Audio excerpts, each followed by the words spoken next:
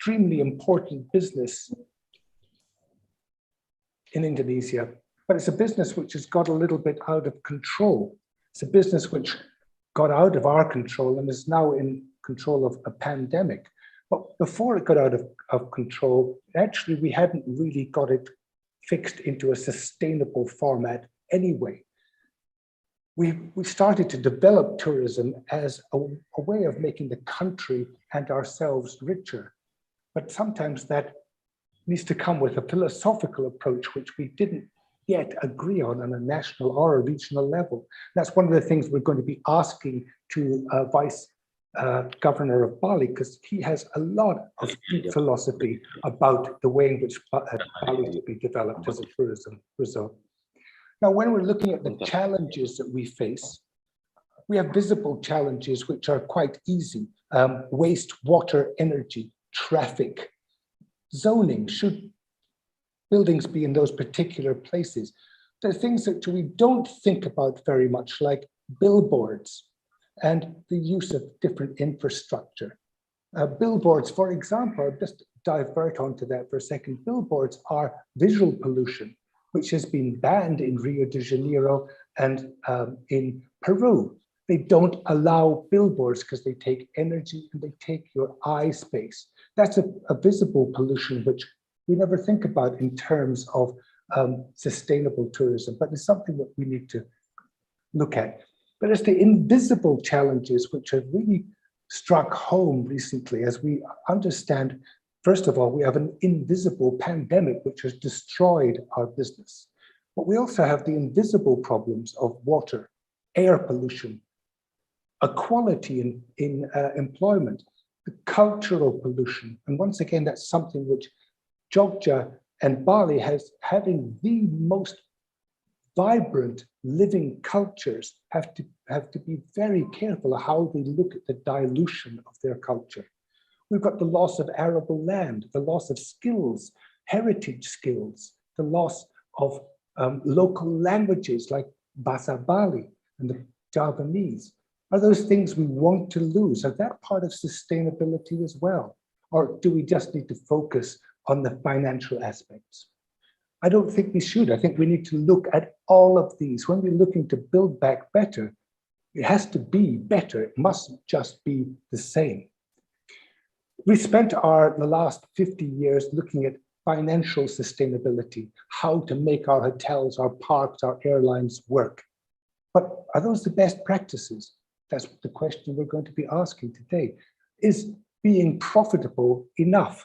Well, we now know it's not. We need to look at carrying capacity. We can't have 25,000 people walking up the Borobudur at a weekend. It isn't built for that. It isn't enjoyable at that. It isn't enjoyable to go to Uluwatu with 10,000 people. We need to limit the numbers, but how do we limit numbers? How do we limit the numbers? Through planning and policies and mutual agreement between the parties. We also have to look at why we're doing it. Why are we making tourism better? Just to look better to our international tourists? Is that the idea? We must look better. Or do we want to be better? To actually be sustainable, to conserve our resources and say we are not using excess water or excess energy. We have no waste just going into the sea. That's being better. Now, Greta Thunberg will never go to Bali or Jogja because she won't fly, and it's going to take her too long to get there. Is that the future of tourism, that we have to accommodate a whole sector who won't fly until aircraft become electric or wind powered or something? I don't know. So we've got a lot of questions that we need to answer.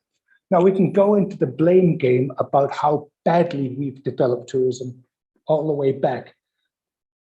We made something called asbestos, which is carcinogenic, but we didn't know it was, so we can't be blamed for that. When we found asbestos was carcinogenic, we stopped making it and using it. We did the same with lead in petrol, which has only just recently been eliminated entirely. We built electrical transmission lines, which are horrible, but we knew all of this was for the benefit, the financial and prosperity of our people. We use plastic because it's good. Plastic's great. It encases things hygienically. It's what we do with it afterwards that's difficult and has to be controlled. You know, we have fast food and fast drinks and stuff like that, which have become part of our culture. We need to step back and look and see if that's what we want to do when it all reopens. Now, we're not in charge of reopening. Perhaps our VIP guests are more in charge of that, Jock Abjay and Prince Wirunagolo. But we're not. What we are doing is, can we do things better when we do reopen? Have we got enough experience and enough experts and enough commitment to make things better when we do reopen? That's what we're going to be hearing today.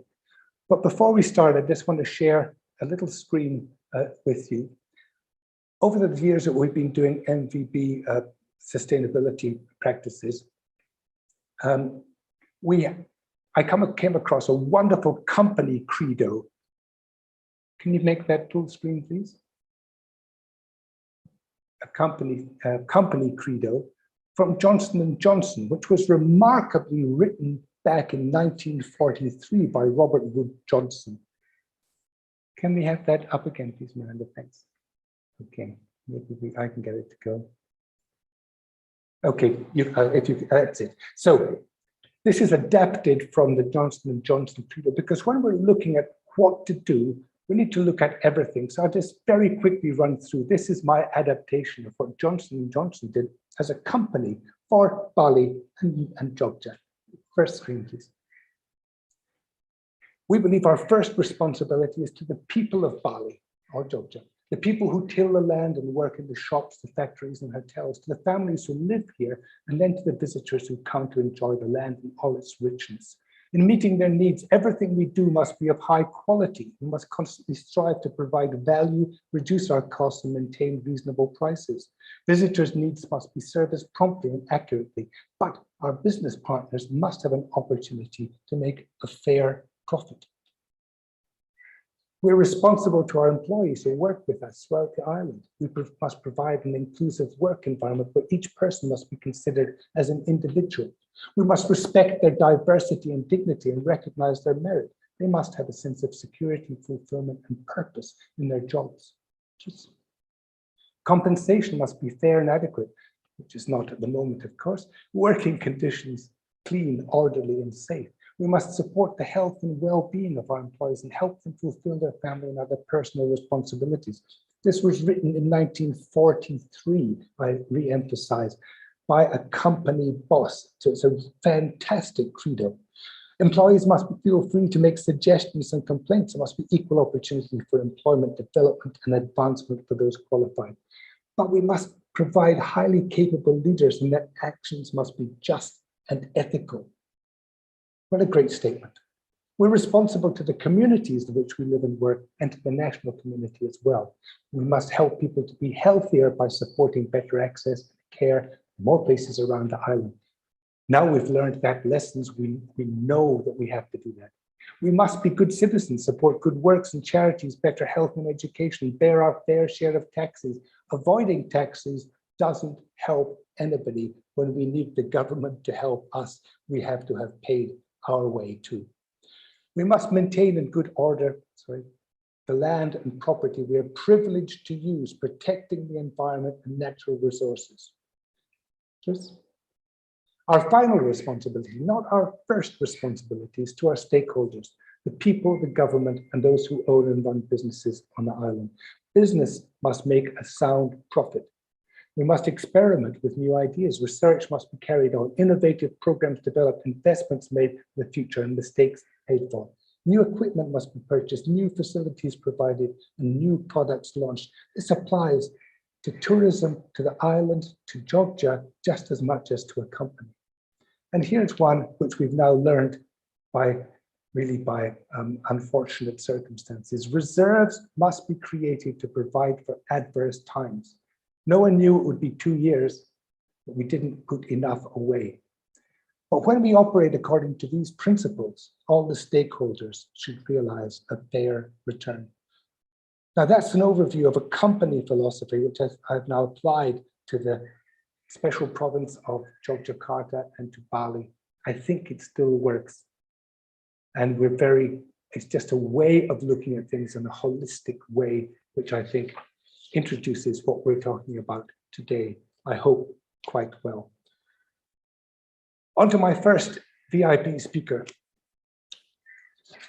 a man who I have great admiration for, Professor Dr. Engineer Chokorda Oka Arta Ardana Sukawati, a very long and royal Balinese name, which we're very privileged to be able to call him Pak Jok Aceh.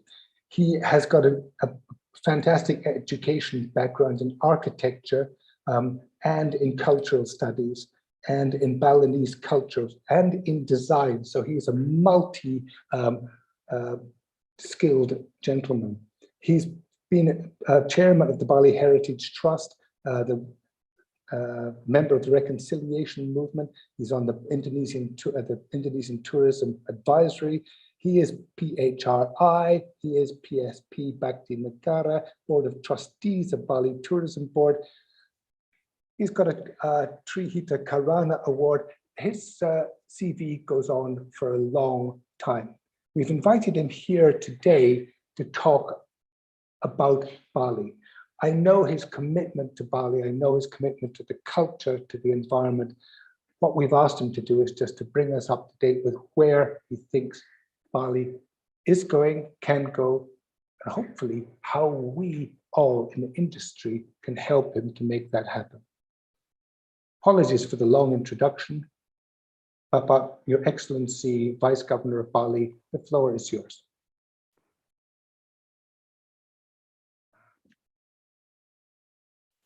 Thank you very much, Honorable Chairman of Most Valued Business, my brother, my friend, Star Spares, and Excellencies, Kanjeng Pangeran Haryo Wironogoro, and also Honorables VP at Hyatt Hotels Corporation, Honorables co-founders of PT Mantra Bali, and also Honorable founders and director of DISMA, Honorable founder and CEO of PT PIPA, Mr. Didier Perez, and all participants. Om Swastiastu, very good morning.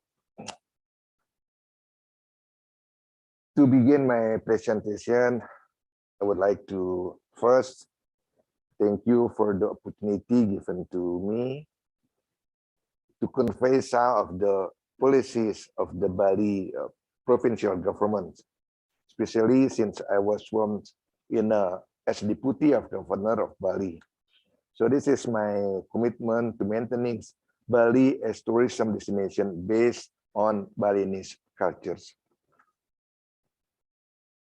Ladies and gentlemen, webinar participants, as we know, Bali province is one of the 34th province in Indonesia, with an area of 5,700 square kilometers, inhabited by 4.3 million people spread all over the islands, with a very strategic position and supported by unique natures and culture potential.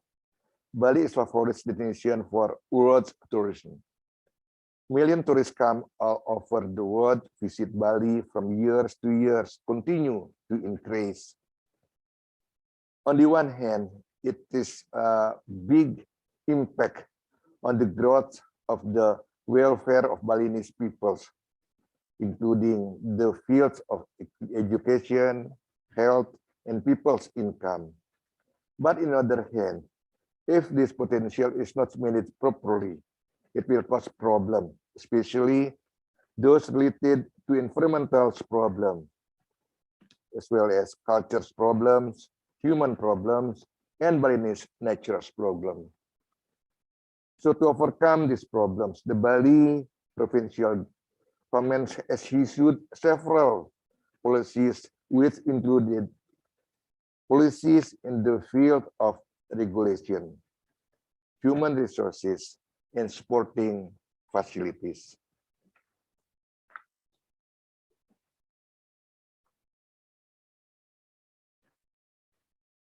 We start with the regulation. Okay. The preparation of regulation is very important step because there are many changes in society, but the regulation that governs hasn't been exist yet. So we start with the regulation. Some of the regulation relating to the preservation of Balinese cultures are Governance Regulation number 79 of 2018 on Balinese clothing wearing.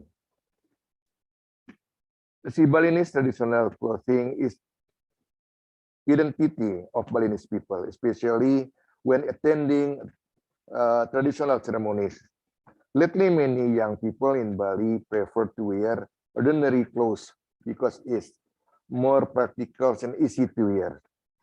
So for these reasons, the government regulation number 79 of 2018, it's hoped that not only traditional Bali clothes will remain sustainable, but will also have an economic impact on Balinese traditional clothing entrepreneurs, which most of them live in the village. So we have already regulation on Balinese clothing wearing. Same like Alistair said, clothing is not something just to cover us, but it also means something that has a philosophy for Balinese people here. And the second, regulation number 18 of 2018. So 2018 means it was published in 2018, so only 3 years ago. Balinese letters, Balinese literatures, and Balinese language are Balinese culture's heritage. But in the midst of globalization era, began to be abandoned. Even though there are many ancient Balinese scripts written in Balinese letters. And for that reason, the government issued Bali Government Regulation number 80 of 2018.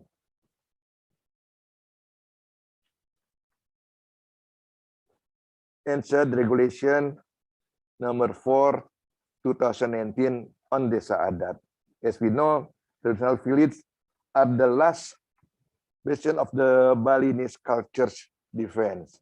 But because they are also administrative villages, as the lowest layers of the government system of the unitary state of Republic of Indonesia, it fears that the role of traditional village in preserving Balinese cultures is increasingly being abandoned. So for that reason, government of Bali issued regional regulation number 4 of 2019.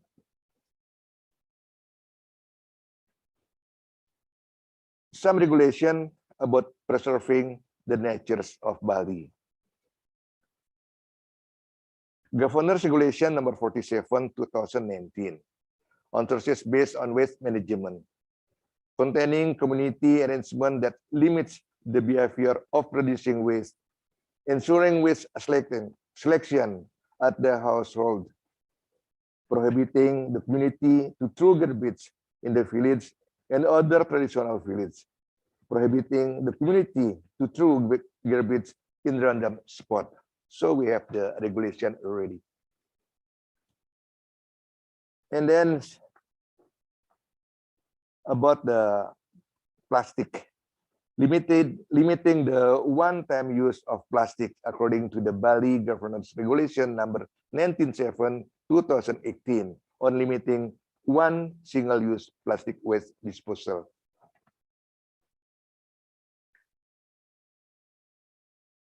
And also the Government Regulation number 99 of 2018 on marketing and consumption of agriculture, fisheries, and local industry of Bali. So as we know, there are a lot of fruits, vegetables in Bali, which can be consumed by tourists in Bali. Roman, they just sell it in common market.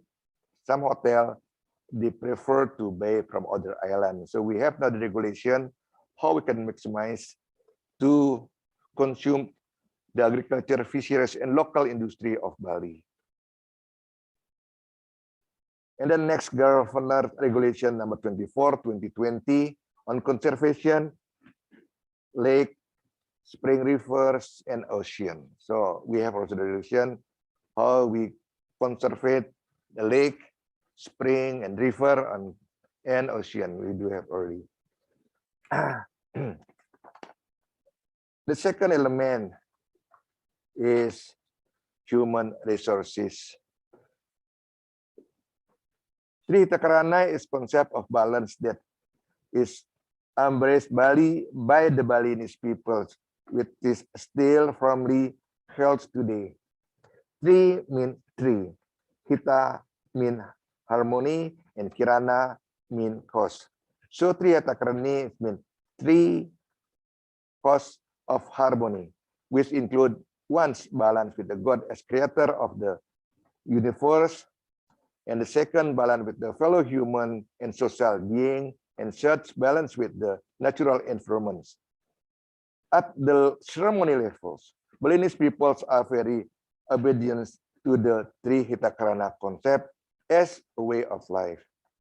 But in the implementation level, there has been a shift in behaviors that has been occurred as a result of globalization. For this reason, the provincial government of Bali cooperate with traditional institution, professional institution, non-government organization, and others jointly protects Bali with Trihita Karana concept, which is an invaluable capital to build Bali in the futures. Next, yes, we have limited time. This is then next, see the flow, how we can work, how we work together with the community, with the institution, and so on. And next, people in those who does implements the government policies for nature's people and culture's benefits. Next, the third element, I think is super important. Sustainable development, which also mean community-based development and is based on regional character. I would like to say some sample here. Klungkung district was the center of the Balinese kingdom in the 14th centuries. As the center of kingdom, Klungkung was also the culture center of its era. However, in its development, the Klungkung royal site was destroyed due to the war and natural disaster. For these reasons, the Bali provincial government intend to build a center for the study, preservation, and development of Balinese cultures, which is located not far from the center of the previous Klungkung kingdom. So at the moment, it's still under construction. We hope that by then 2023, all finished because we coverage in the area about 273 hectares in Klungkung area. And also about the transportation sectors.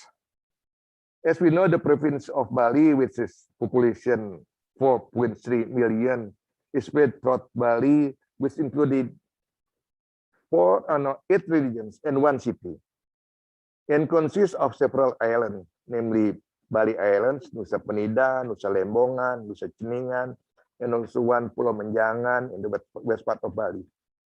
Buleleng Regency, which is located in the northern part of the island of Bali, is the largest area among regencies in Bali.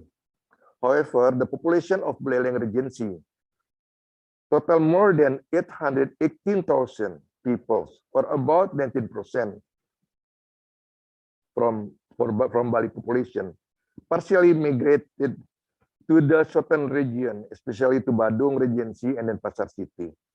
This is due to the development gap between North and South Bali. To narrow the gap and to accelerate the mobilization between North and South, the provincial government of Bali is building several causeway or shortcut connecting Buleleng Regency with Denpasar as a capital of Bali province.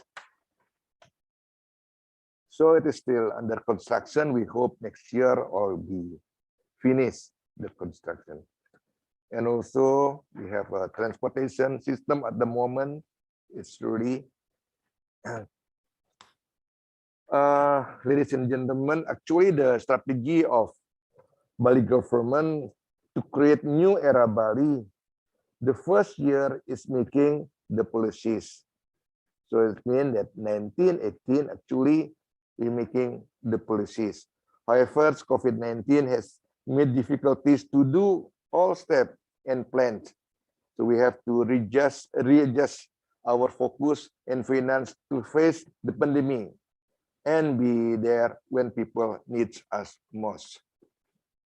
To make sure those regulations are implemented well by peoples and community, Bali province governments work together with Bali regencies and city and supported much by the village level or desa adat. Desa adat is the most strong and fundamental base because they deals directly with their peoples or communities.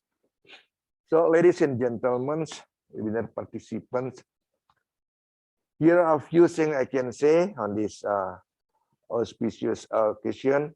I actually wanted to participate until it was finished, but because I have another task, so if there is something or need to be discussed or something you want to ask further, Ibu Dayu, she is from Bali Tourist Department, will continue, will follow this discussion, will follow this webinar until it's finished. So thank you very much for the time and looking forward to see you in Bali very soon. Thank you. Om Santi, Santi, Santi Om. Thank you very much indeed, Atok Aceh. Just a quick summary of what you said, because I think it's very important that you have taken the challenge of creating the right regulations for the way in which you see the future of Bali. As I said to our speakers before we started, tourism in Indonesia has to be done at a local level. It's too difficult to conceive something nationally. It all has to be done at a level that works for the culture of that area. And what you've done in this presentation is exactly that.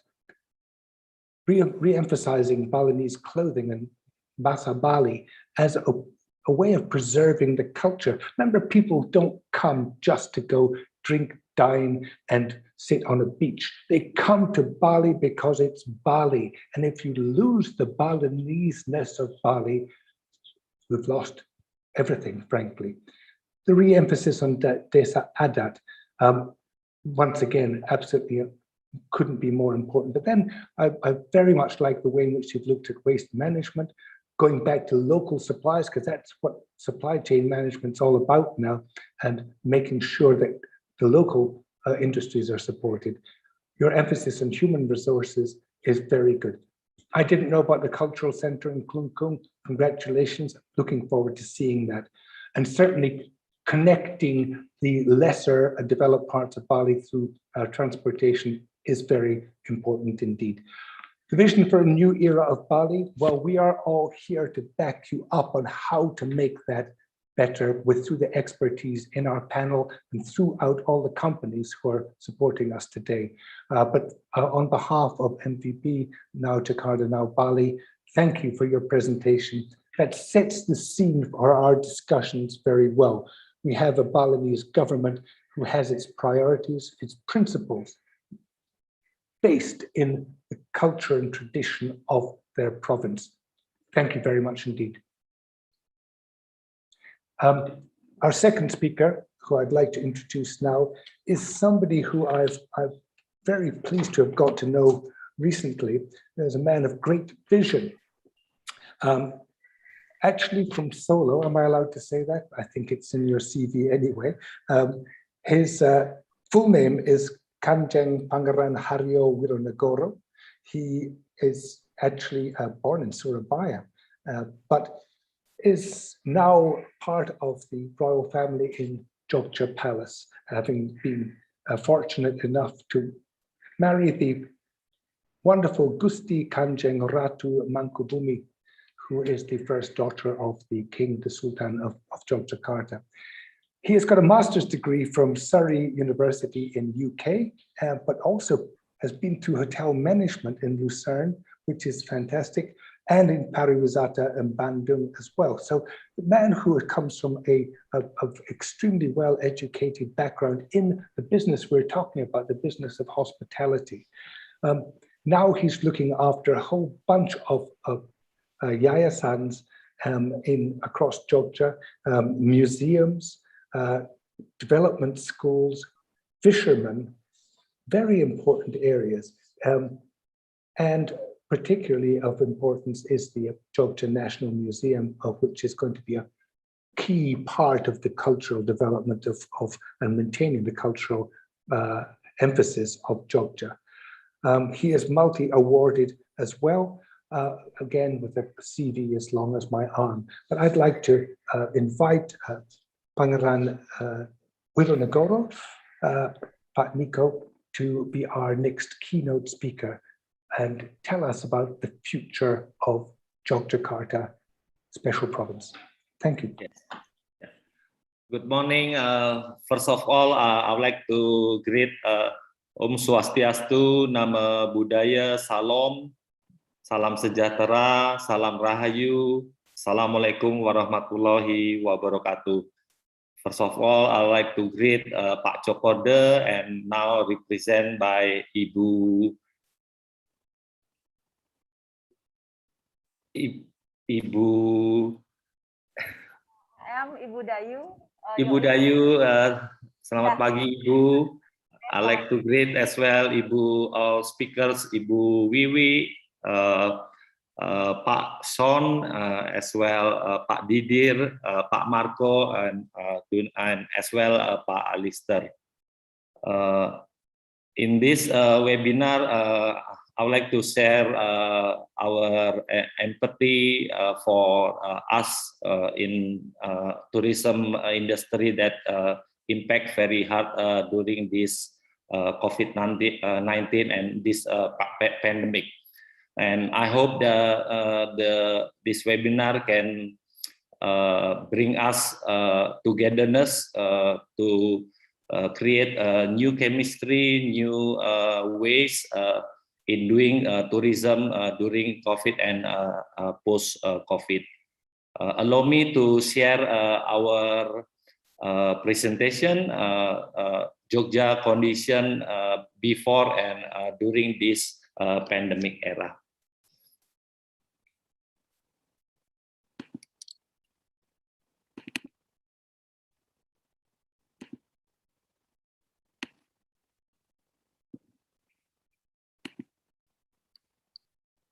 Yes, why we put facing to the south for your information, Jogja divided into 5 districts, 4 kabupaten and 1 city, and the 3 kabupaten which they are Gunung Kidul, Bantul, and Kulon Progo. They are facing to the sea, and the governor of Jogja, which as well the king of Jogja Kingdom, has this maritime vision that Jogja in the future will be facing to the south. And I would like to share as well that we just finished our Jogja International Airport, and this airport will be connect with Borobudur Temple and the Jogja at the south part. Then as well connected with the South Java route, and as well the new airport as well now already connected with the train system that will connect Jogja with the new airport and surrounding areas such as Solo, Purworejo, and those area in East Java and in Central Java. Then what we do have in Jogja, we have sand dune in Kabupaten Bantul, and as well natural resources that we have as well now responding well by the local to turn them into tourism or tourist destination, which according to our president, that outdoor activity will be the best way to run the tourism, because outdoor is more safe, and that's what we are going to do and implement in Jogja too. And of course, the Palace of Jogja still the central for tourist destination in terms of history, culture, and as well heritage. Then this is our new Malioboro, which looking good because I'm sorry to say looking good because the government now still close Malioboro for visiting. Then we have the new infrastructure, like putting the new light, putting the new pedestrian and everything. So we are ready welcoming if pandemic is over, then Malioboro still the central of tourist destination in the city of Jogja. Then we have as well, not as I have to say, not as beautiful or not as beautiful compared to Bali, Bu Danu, because our sea is very, very different in Bali. We have 2 meters wave close to the beach, so not many activity like surfing, like snorkeling that we can do in the Sea of Jogja. This is south square of our kingdom.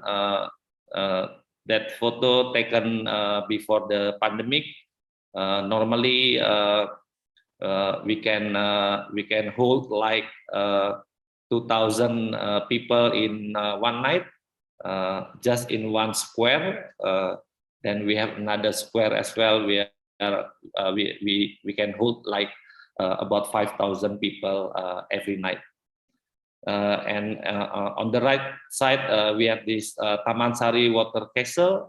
It was built in 17 something during the late Sultan the First.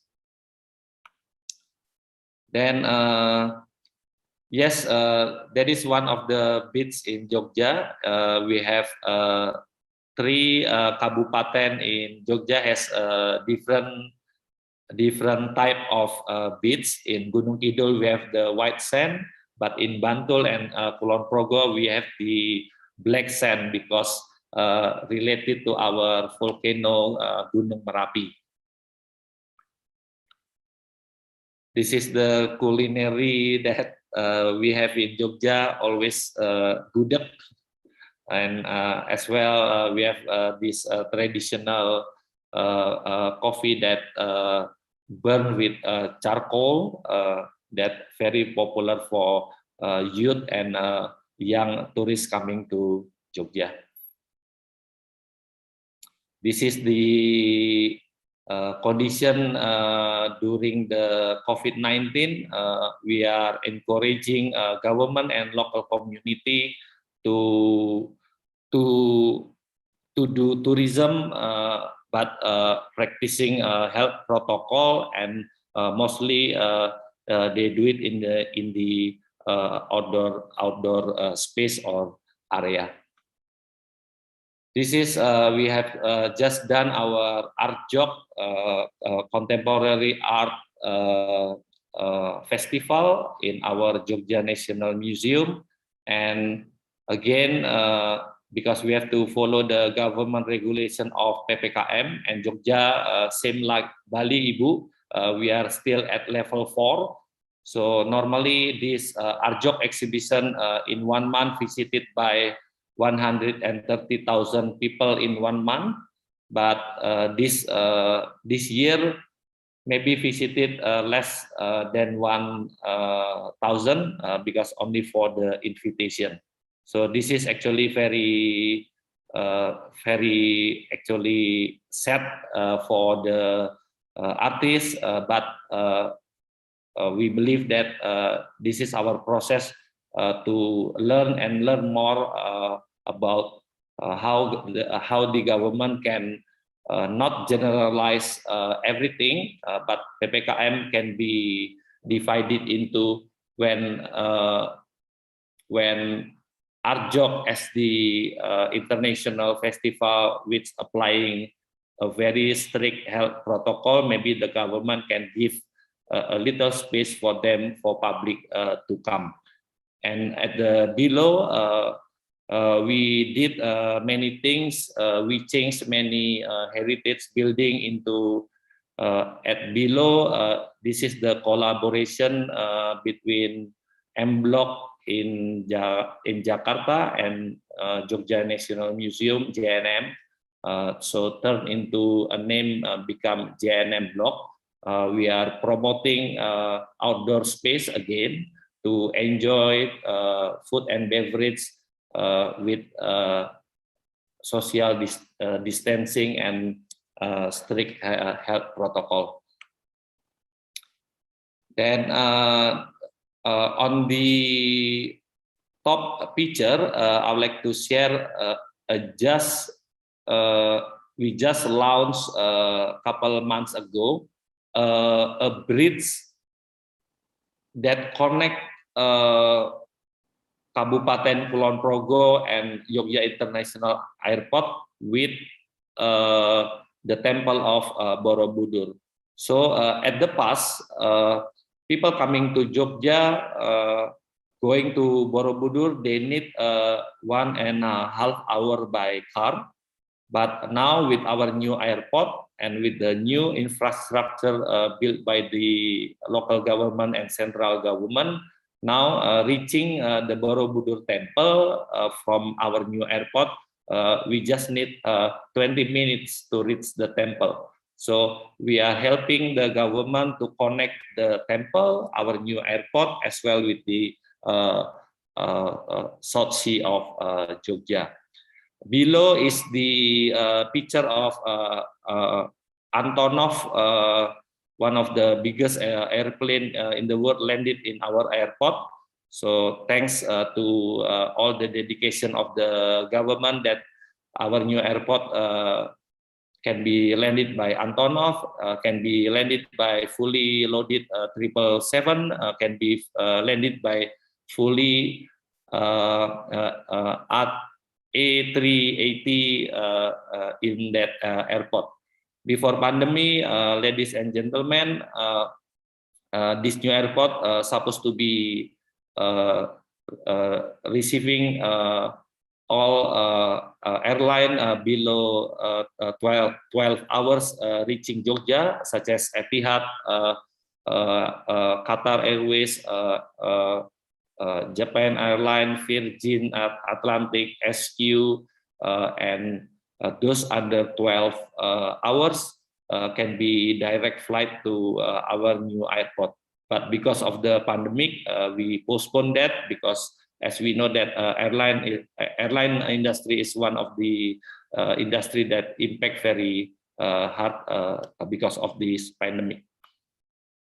This is as well we are encouraging local community to as well responding the rivers in Jogja for them to turn into tourist destination. Again, outdoor activity is the most point that we are encouraging local government to make it happen, become tourist destination. So by the time pandemic is over, we are ready to receive again the tourists in Jogja. Again, we have hills, mountains that, according to UNESCO, become ecological geopark in Jogja. This is as well as you see the top picture. There is a simple infrastructure with the bamboo, but every day, this is in Kabupaten Kulon Progo. Every day, people coming there like 500 into 1,000 to take picture, selfie, and everything. Then the ticket for the local, I think like 10,000 rupiah. Parking fee is about 3,000 to 5,000 rupiah. But this way, we glad to have it for people to have economic still running during this pandemic time. And this is the front part of our new airport, just near about 200 meters from the South Sea of Jogja. This is the interior of our new airport, designed by His Highness himself, and quite artsy, but still quite empty because of the pandemic. This is our runway. As we can see at the left side is the South Sea of Jogja, and so this is one of the way we implement maritime vision of the governor of Jogja. Thank you, ladies and gentlemen, and Pak Alister. Once again, this webinar, I'm not only presenting and sharing, but maybe I can learn from other speakers, especially Bu Dayu from Bali, because Jogja is very agrarian. When the governor has this maritime vision of Jogja, people in Jogja still they have to learn a lot how to manage beaches in Jogja, how to prepare culinary based on the fishery, etc. like that. So Pak Alister, this closing for me is I would like to encourage strongly for the government, please do not generalize PPKM for tourism industry.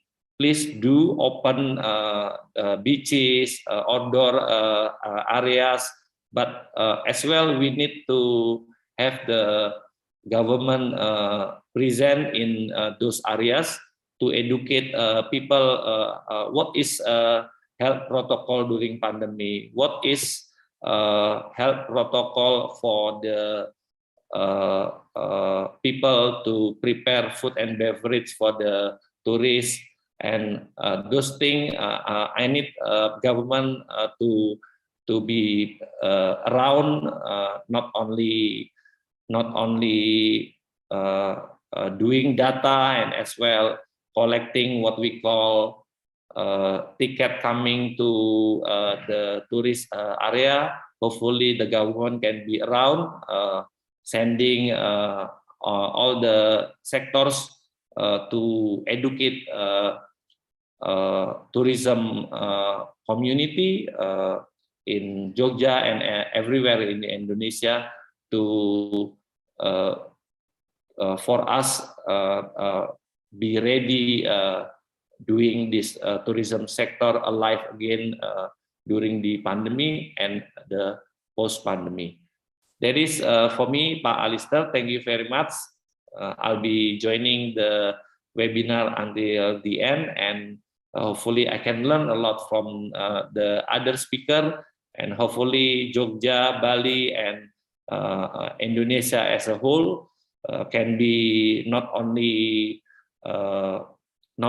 survive, not only adapt, but we have to have like innovation to run this tourism sector during this pandemic and post pandemic. Om Swastiastu, Matunun. Thank you very much indeed, Pangeran Wironegoro. That was a very good vision for, I know, coming from the king looking south into the new resources of Jogja, but also looking to link them together. I very much like the emphasis on outdoor tourism, which is not just for now, but it's forever, but also keeping the, well, we know that Jogja is never going to drop its cultural tourism. That is the core, the very core of it.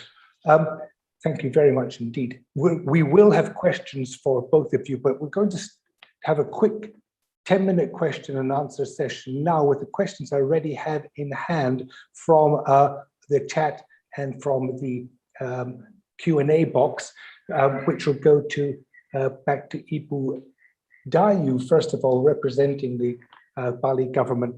If we can stop the share screen of... Yes, I'm stopping it, yes.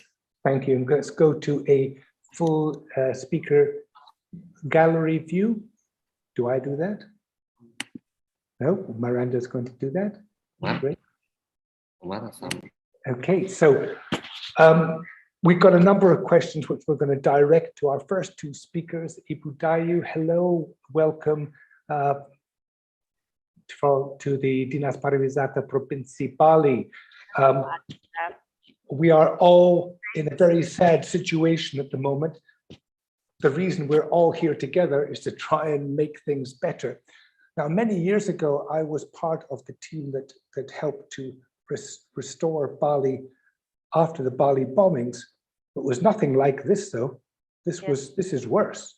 I mean, a bombing is a tragedy, but this is much worse because not only is Bali affected, but the markets are affected as well. But the first question is about disaster management. Bali always seems to suffer from a lack of good information.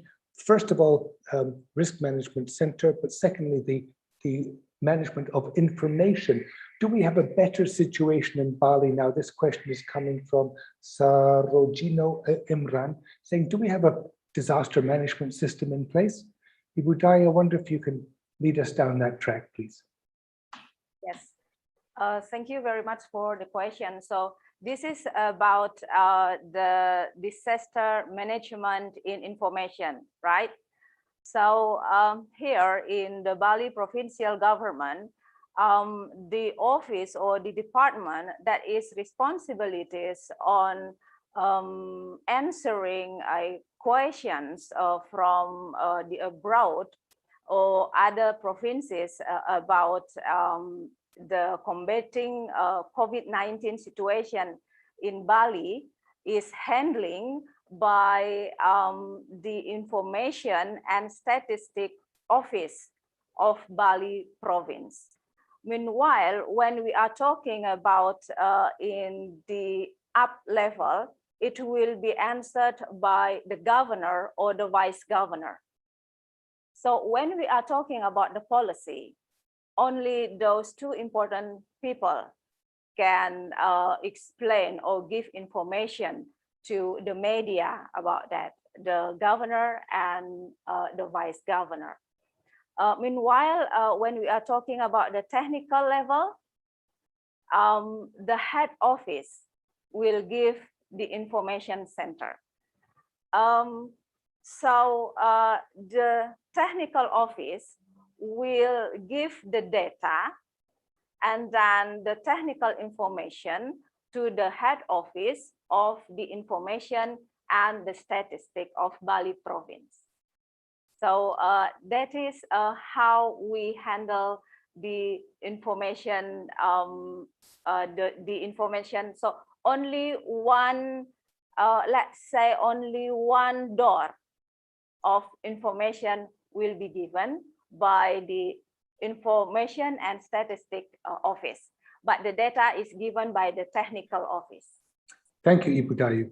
You know, if you look back to the great difficulty Bali had with the cancellations after the Mount Agung eruption, when there was a lot of misinformation going around, that illustrates and highlights the importance of having that single door, but also making sure that the governor and the vice governor have the right information to answer international inquiries. Because as you know, a lot of bookings got cancelled because people didn't know what was going on at that time.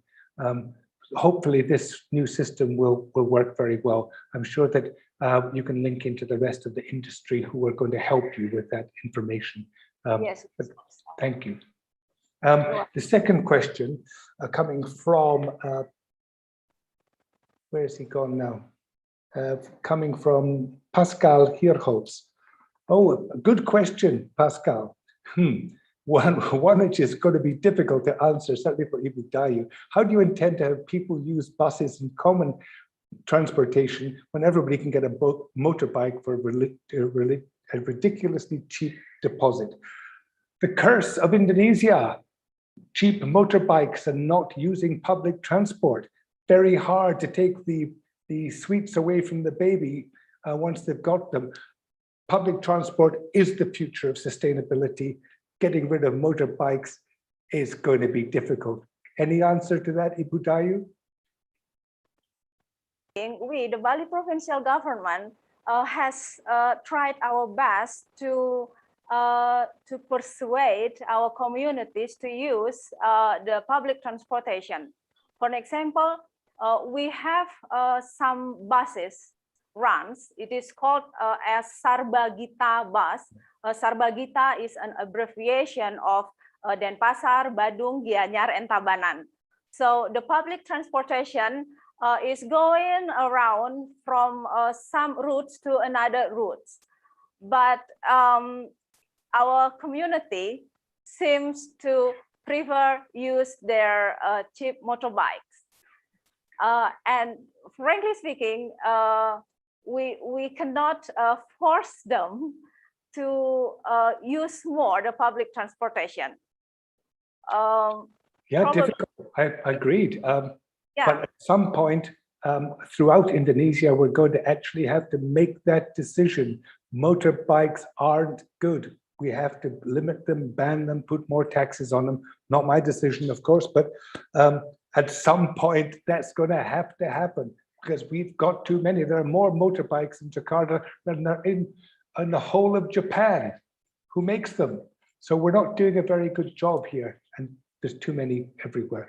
I don't think we're going to get an answer to that because there is no answer, because you can't force people without legislation to give up their motorbikes. Pity. I'm going to move on to a question for Pangeran Wironegoro. Pak Nico, first question, there's several questions for you, and I'll come back to Ibu in a minute. Here we go. From Maitri Fisher, who I know is an environmental and sustainability expert. What environmental and socio-cultural sustainability principles are defined for the ecotourism development? Is there a sustainability work group in the Jogja government? You've got some good principles in place. Is there really a group working on sustainability in Yogyakarta? Or is that something that maybe some of our team can help you with? Yeah, in Jogja, we have this philosophy called Hamemayu Hayuning Bawono. And after we have received this central government decision that the number of decision is Undang-Undang Keistimewaan number 13 year 2012. So Jogja as a special province can manage itself under 5 pillars. Number one is Sultan is automatically as a governor. Number two is the institution, meaning that now in Jogja we change all the name of kecamatan into Kepanewonan, and in the level 1 provincial government, we have many positions that different with other provinces in Indonesia, as well in the city and kabupaten. Number 3 is the land. Most of the land in Jogja belong to the palace, and now we are making data which land used for government, used for police, used for army, used for school, for mosque, for pura, for market,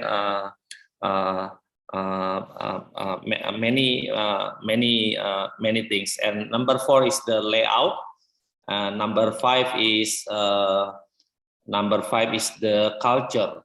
And in that culture, we are implementing what we call Hamamayu Hayuning Bawono, is making our beautiful Jogja into more beautiful. And we turn this as well into sustainable concept for everything, not only for tourism. But yes, we are welcoming consultant or institution that has experience in how to implement this philosophy into the people, and with as well we have problem as well with the waste management, with water, since we cannot rely on only for government water supply like PDAM, and people taking water from the air tanah, what is from the land. Then yes, I do believe that we do need other perspective in implementing sustainable development in Jogja under our philosophy in Jogja. Thank you very much indeed, Nico. That's an invitation to all of you experts out there. Yes. If you want to help Jogja, Pangeran Wironegoro says, please do come. Yeah. Need of very specific expertise. So only experts, please, need to apply. So I'm going to give one last question to Ibu Dayu and one last question to Pak Wiro before we close this first section. In fact, the question is really the same. It's coming from Davina Lianti. When we have a policy in place, thank you very much for making good policies. How do you ensure the implementation? Do we have good control? Can the Bali government or indeed the Jogja government actually control implementation? As a Bule, I'm not allowed to say that Indonesians have no discipline, and I won't say that. We just have a more relaxed attitude to rules, shall we call it. So Ibu Dayu, implementing and control and monitoring of good policies to make them happen. Is it possible? Are we getting there? Yes. Yes, of course, it is possible. Let me say my name. My name is Dayu Indah, so I prefer to be called as Indah. Oh. Because there are a lot of Dayu here. So my name is Indah. Indah means beautiful. About the implementation of the regulation in Bali, some of the regulation has an administrative punishment, and some of them has money punishment, like we can fine the offender of the regulation. And in making sure that our regulation will be done properly, of course, we have a solid work together with the regencies and city government. And in administrative punishment, for an example, with the regulation number 79 and 80 of 2018, like wearing the Balinese traditional costumes and put the Balinese letters above the Latin letters of hotels or tourism companies' signboards. If the owners of the companies doesn't apply the regulation, this is an example, and this is the fact. If they doesn't want to do that, we will not give them the CHSA certificates, the Cleanliness, Health, Safety, and Environment certificate. Meanwhile, all of the tourism companies or business do need the CHSA certificates now in this pandemic COVID-19, because that certificate is a proof to convince their clients, to convince their future customers that their business understand enough to serve the tourists or the guests how to serve them in the pandemic COVID-19. So that is the administrative punishment that will force them to apply to our regulations. Okay. Oh, yes. That's good. I mean, I haven't heard of very many administrative sanctions being done, but it is time to do that. Ibu Indah, thank you very much for your explanation. But Nico is not directly working in the Jogja government himself, so the question still applies. So, is Jogja better at implementing regulations because the king is a respected figure there? Is that something which helps people to behave, shall we call it? Yes, yes. I think in Jogja, because we call it Jogja as a city of philosophy, so yes, people will follow what the governor as well the Sultan of Jogja in terms of attitude, in terms of culture, and how to welcome others coming to Jogja, etc.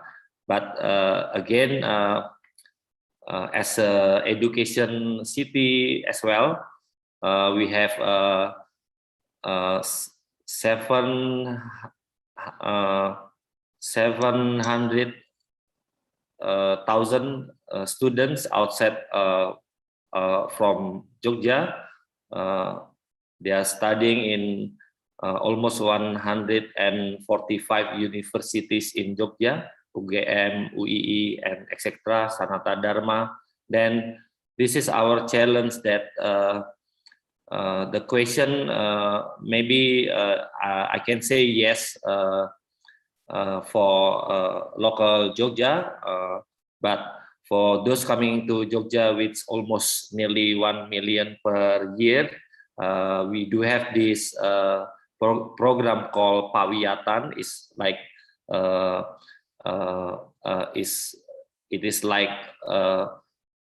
cultural curriculum that now we are doing it in hotels, schools, universities, government officers to know in a holistic and complete way about Jogja in terms of everything, in terms of the culture, in terms of the regulation, in terms of everything that the government make the decision and the regulation, as well as a Sultan making a regulation as well on its on Jogja's culture. Thank you. Yeah. Pak Nico.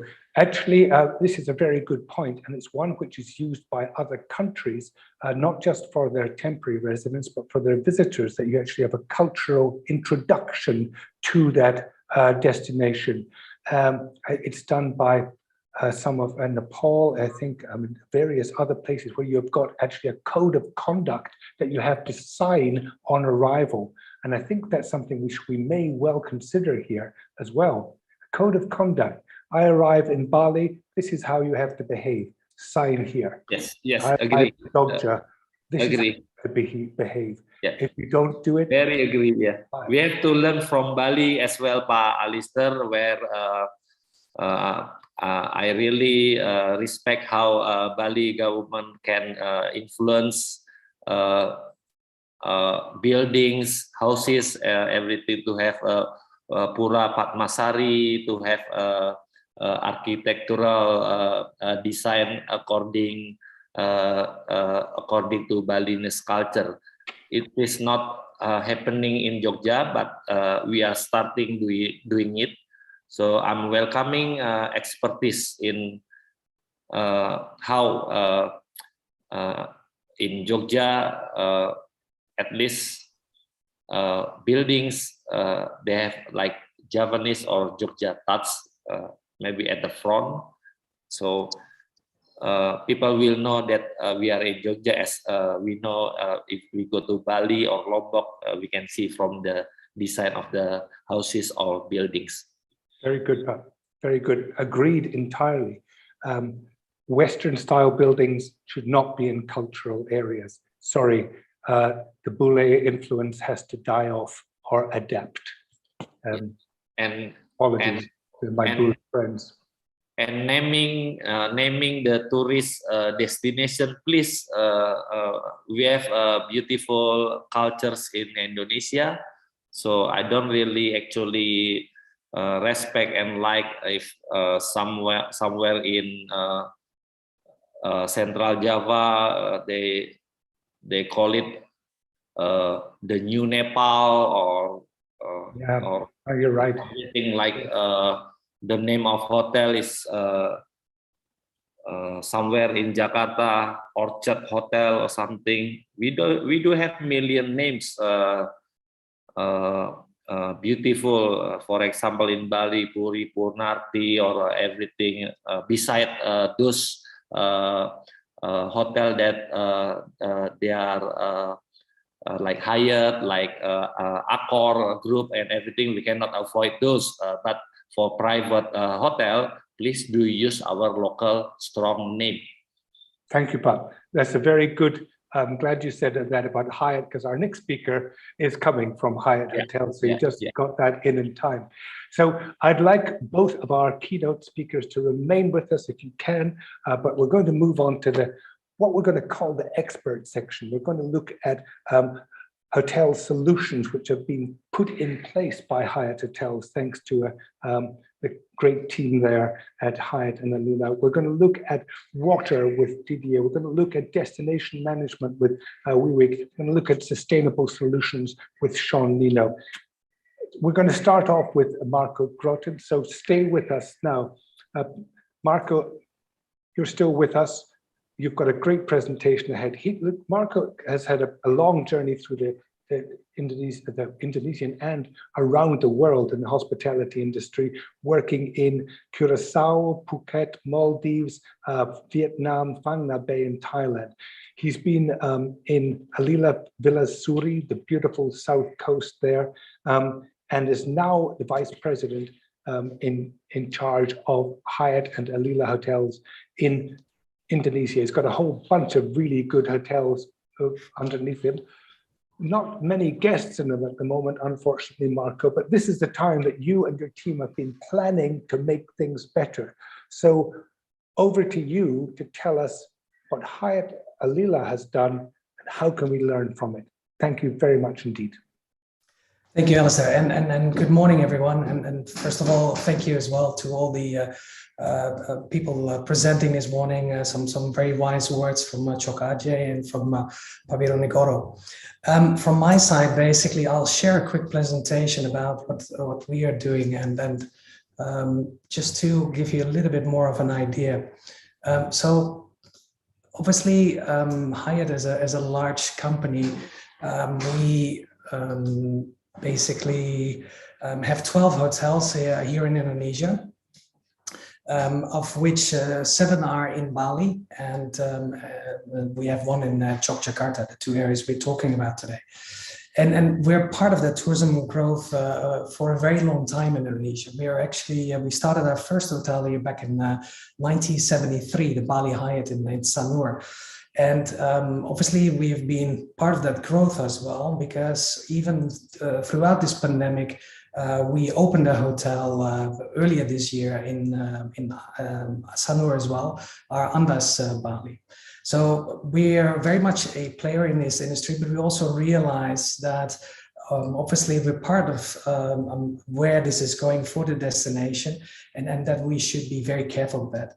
Everybody's talking currently about responsible tourism. How can Bali change and have more quality and less quantity going forward? And that's obviously something that we as a company are looking at as well.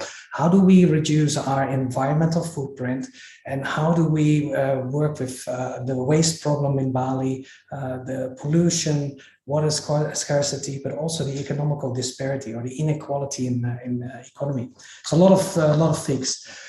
The first thing to be aware of is, as a larger company with over 1,000 hotels in the world, Hyatt has an area of focus is what we call the world of care. World of care is basically our way of looking at environment, social and governance criteria, so our ESG. And basically we're looking in that regard to the caring for the planet, caring for people, and caring for responsible business. Now, how does that come alive in a place like Indonesia? And what are we doing as a company much more locally about it? What do I do with this? What do our general managers and their teams and hotels do about this? A couple of examples. First of all, local produce. And this is something that is not new to Hyatt. It's not new to any of the businesses here, but we're getting more and more used to this. We import less and we create work for people in a destination, but we also create new demand. Part of this new creative economy where the suppliers are basically coming up with new ideas. For those of you who were here 20 years ago, you were not able to buy local cheese. You were not able to get all the sort of vegetables that you're able to get nowadays. And our teams are very much focused on that local produce. It is also a focus on sustainable produce. I mean, how can we make sure that we do this in the best way possible? And more this become questioned, and how do we work together with these suppliers in order to come up with these products to have less of an impact on the environment where we work and live. Second topic that is touched by a lot of hotels on the island already is like the amenities in hotels. Some of these things that we're still providing, especially in 4- and 5-star hotels. We are nowadays looking at more environmental friendly packaging and environmental friendly items. We started obviously a couple of years ago with the straws, the plastic bags. We're nowadays also looking into the shampoo bottles. We're looking into toothbrushes and all of these different things. Now, COVID to a certain extent has put a little bit of a stop on this, because we obviously also need to look at the hygiene related solutions, but we're getting back on track and we're finding these and we're finding more sustainable ways of doing that. Not everything needs to be packaged with plastic. Not everything needs to be disposable. So let's find more durable solutions, and our hotels are definitely looking for that. A topic that is also brought up and is of course water scarcity in the destination. Yeah, this is a big problem, and it's something that we all need to address. The drinking water is actually a very different matter in that regard. Drinking water, obviously, we used to have the beautiful drinking waters from European cities trucked and shipped in to Indonesia, but is that really necessary? Or do we really need to have plastic bottles only for this? So back in 2013, Alila Villa Uluwatu started with these beautiful water bottles in the rooms. And we now have a plan to do this also in 2 other hotels, Alila Manggis, Alila Ubud. But going forward, we have throughout the pandemic been thinking, okay, how can we do this for the bigger hotels as well? And we've been able to come up with a local partner here in Bali with a solution that we're doing exactly the same as this, where we will have water bottles bottled in Bali, and they're basically reusable bottles, so we do not have all this waste anymore. It's easy to do this in a small hotel, but we also now going to do this in the larger hotels like Alila Seminyak Hyatt Regency Bali, as well as Grand Hyatt Bali, where we have 636 rooms. So less impact when it comes to transportation, no more plastic bottles, and ultimately, by making some investments in the long run, it is cheaper for us. Waste separation is another point. Some of the hotel and some restaurants already started on this. Also the same, we started in our Alila brand with this a couple of years ago, where we started with a action to what we call zero waste to landfill. We take care of our own waste, and we try to basically bring back some of that in a different form, but we also make money out of our waste. Again, throughout the pandemic, we have been thinking about, okay, how can we get better at this, and how can we do this also for the larger hotels? And we've now also started at Grand Hyatt Bali to do this, and we're making progress. This is a perfect time for us to basically plan and ensure that we're also ready for this process when occupancies do come back, so that we do not need to bring anything to the landfill anymore. It's obviously all about the environmental footprint that we have as hotels, and how can we help out to have less of an impact. Another thing that we working on in a couple of our hotels is the composting of food waste, and it's also the reduction of food waste, because we've learned throughout the pandemic that we have to be very careful with our resources. Money is very tight, but so how can we make sure that we make money out of our waste? Composting is one of these, and for us, again, the Alila properties have always been at the forefront of this.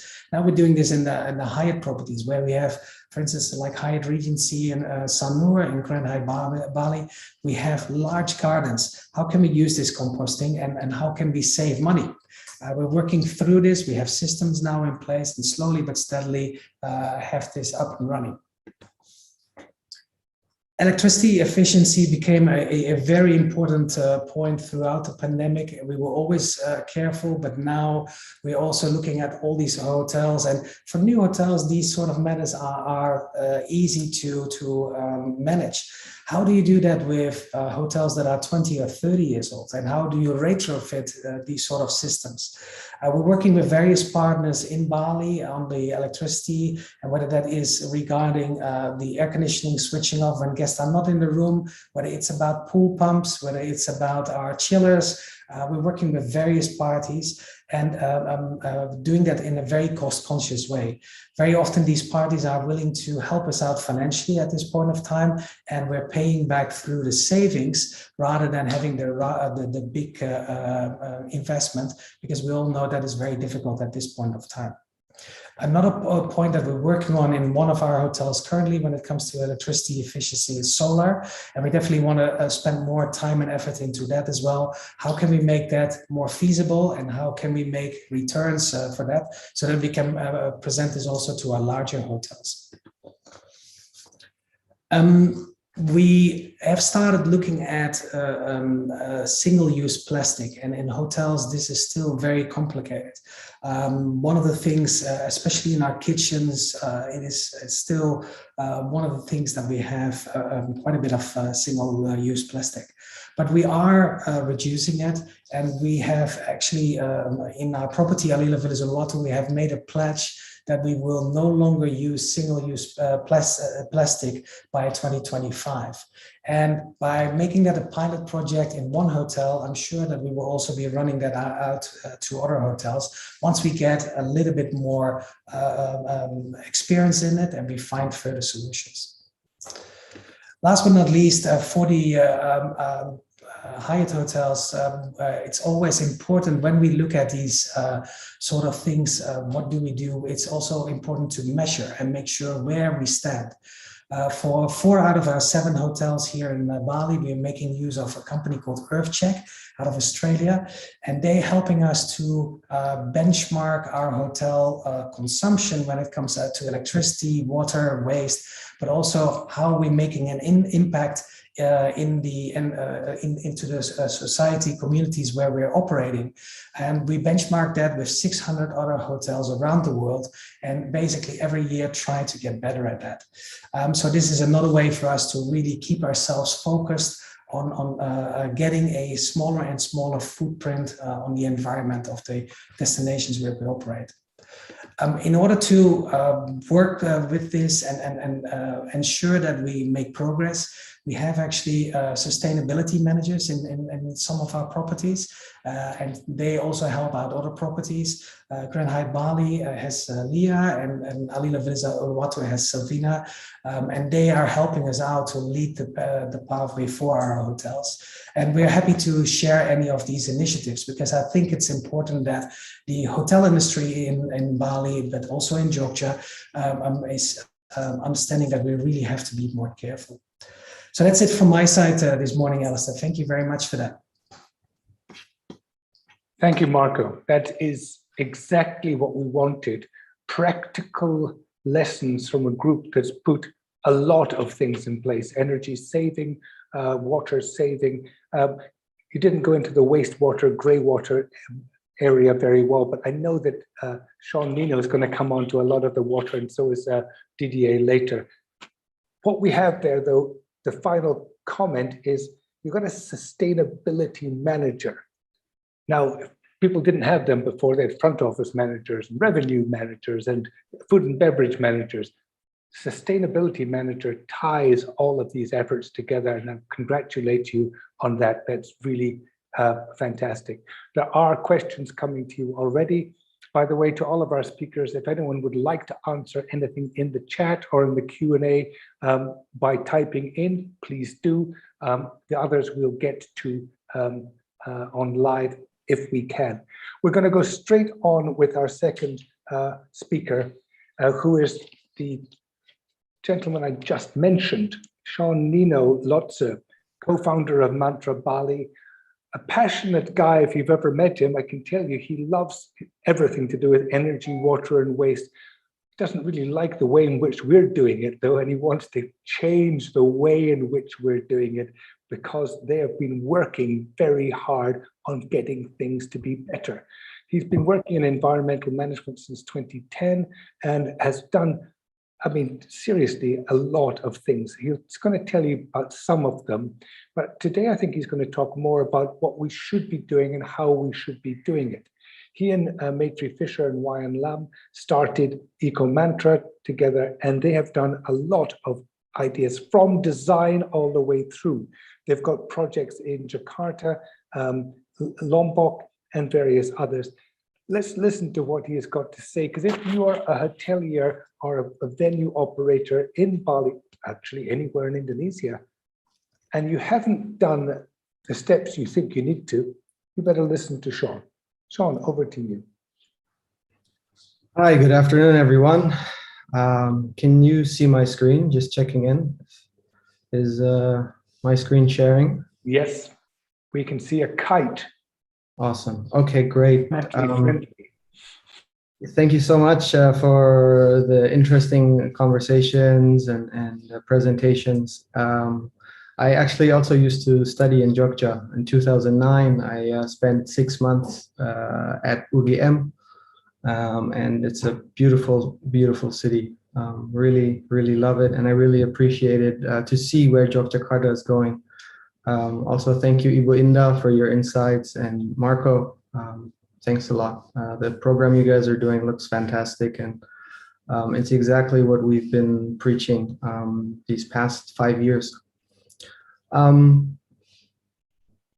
What I would like to share today is also to discuss the issue that we face with implementing and following up on environmental solutions.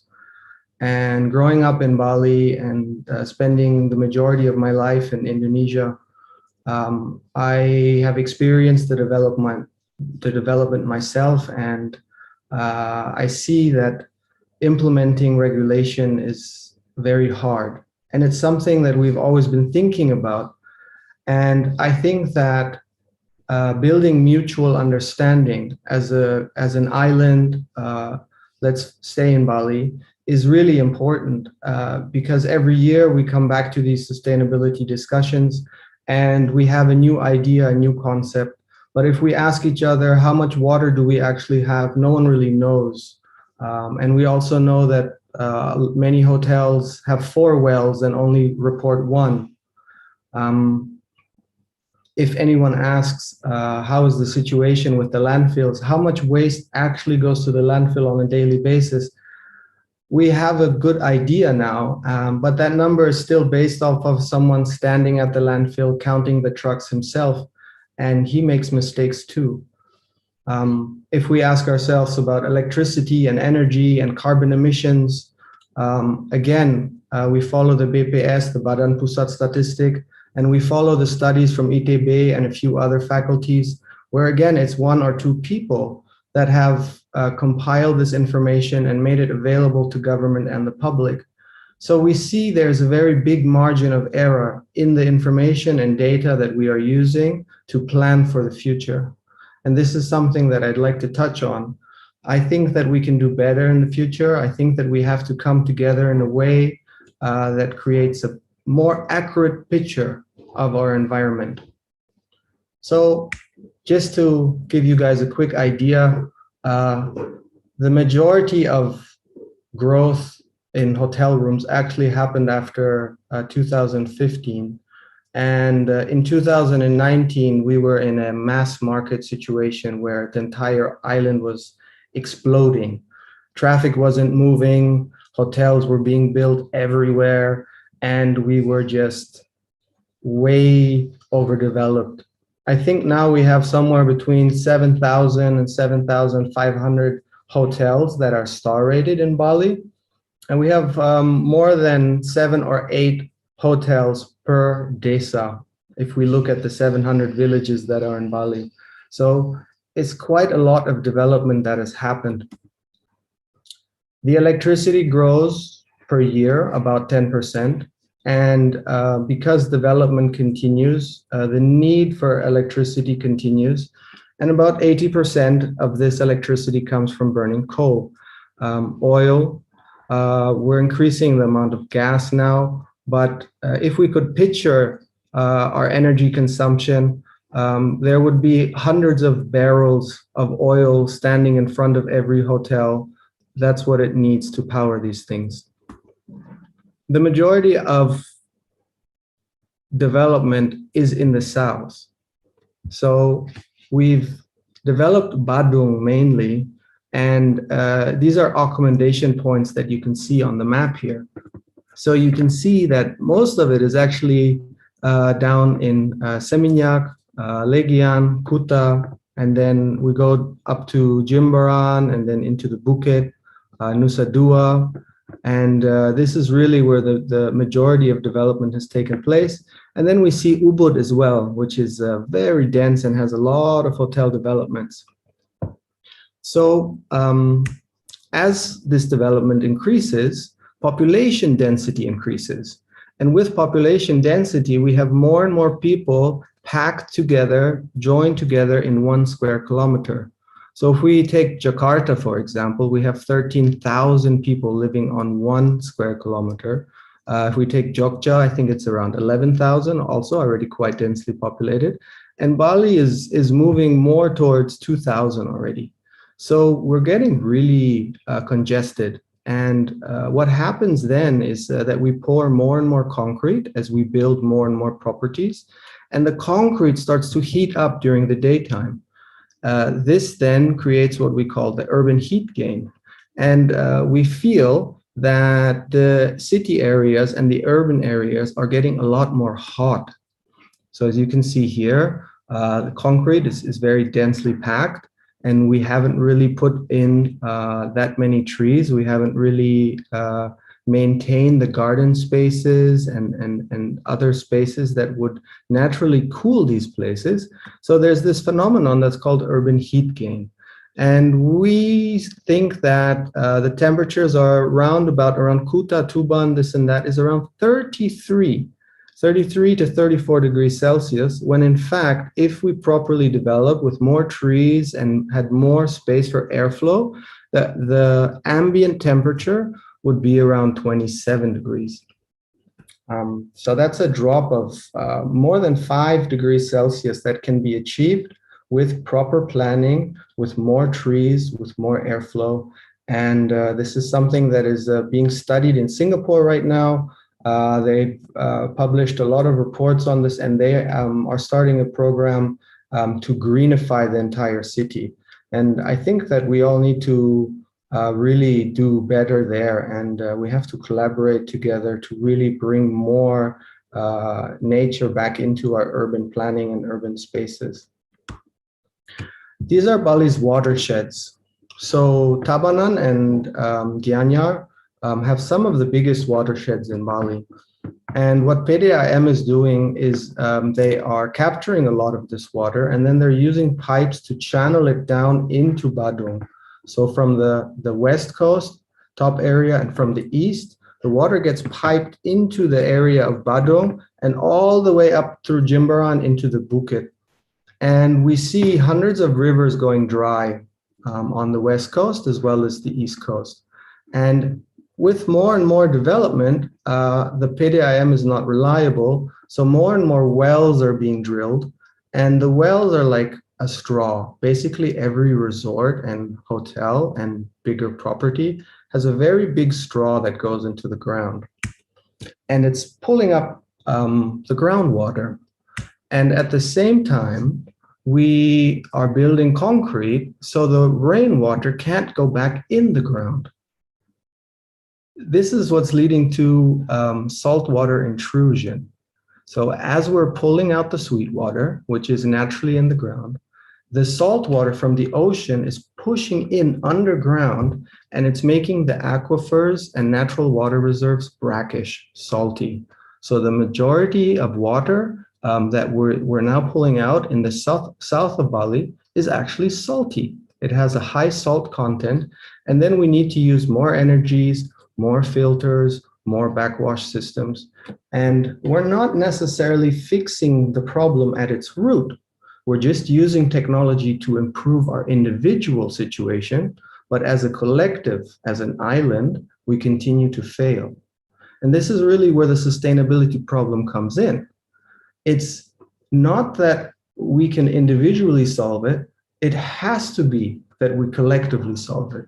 So we have to find a way to really tackle these real problems, these real physical realities head on. And we need some form of a system that reminds us to be collaborative, to get over our indifferences and to find a way to collaborate and to communicate more on these topics. Waste management. So I personally started my career working in Gianyar with David Cooper and at Temesi Recycling. And since then, I've been really passionate about waste management myself. And I visited most of the TPAs in Bali, and they're all open dumps. So none of these are managed properly. They don't have any liners. The water from these landfills leaches into the ground and contaminates the ground with heavy metals and with other polluting substances. But luckily, in the last 5 years or so, there's been a huge effort, and we've been building large amounts of infrastructure to stop this. This is a TPA in Gianyar. These little dots that you see on this map, this is actually waste management infrastructure that's being built now. And there's a big effort from the government and all stakeholders. For 5 years now, we've been building more and more facilities, which is really fantastic. And we're seeing a lot of the hotels separating at source. We have more and more TPSs coming. We have more composting programs like Marco was showing. People are separating at home, composting at home. And I hope if this continues, we will slowly see the landfills improve. But again, it's a very, very big effort. And we still are at over 1,000 trucks a day going to these landfills in Bali. This is a TPS T3R, and these can be built on a desa level. This is a little bit more sophisticated than a bank sampah, and it's able to have 2 collection routes. So the green truck that you see can collect the organics in the village and compost them. And the red truck is going around to collect plastics, paper, and metal. So there's 2 routes of collection, and households have to separate. What we're doing with a lot of villages in Gianyar right now is building these and helping to implement these programs. And we've also found that there's a willingness to pay. So every household will pay 20 to 30, some even 40,000 rupiah per month for waste collection. And we see that if households compost themselves, which is 70% of the waste, they can reduce the collection fee. So they only pay half. This way, there's an incentive to compost yourself at your household. And there's a lot less work for the people working in the waste management themselves. So I believe we'll build many more hundreds of these TPST, and with this increasing infrastructure, the waste management problem is going to get much, much better. So how do sustainability principles work? This is something I just wanted to touch on. Because a lot of people actually talk about sustainability, but don't really necessarily know what it really entails. And we can look on a property level, or we can look on an island level. So if we just think about Bali, we have a lot of resources coming in. Then we're using these resources in the forms of production, in the form of hotels. We're consuming these resources. And then at the end, we have waste. So within this supply chain, we can apply different principles.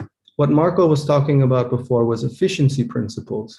So what their group is doing is they're minimizing the amount of resources needed to get the same result and same luxury, right?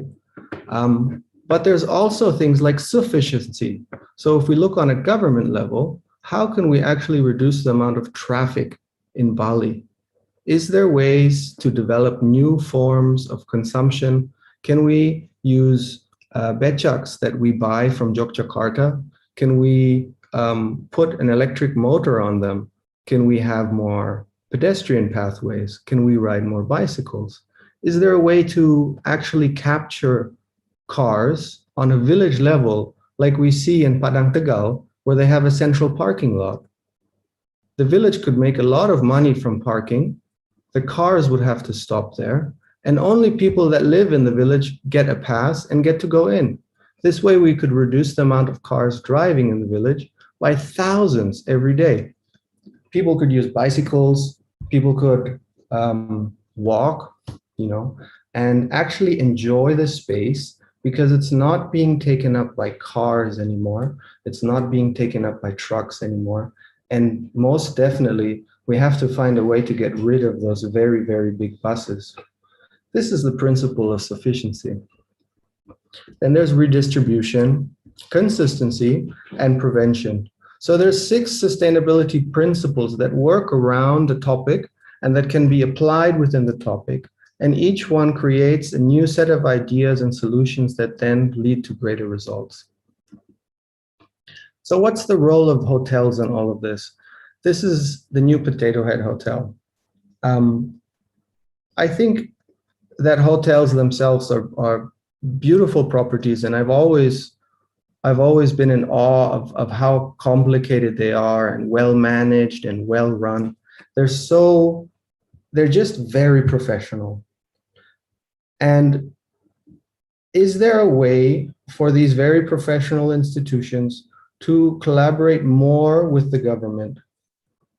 Can hotels actually be the ones that build the sustainability leaders, that build the sustainability managers, and that report together as a collective on their sustainability and water, on their waste, on their energy, on their carbon?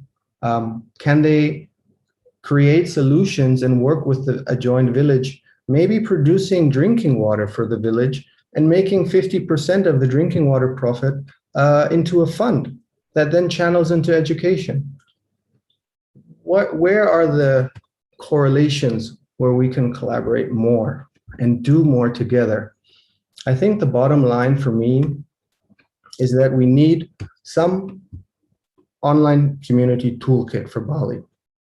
I think that we need property audits by university students. I think that we need sustainability program development with professionals.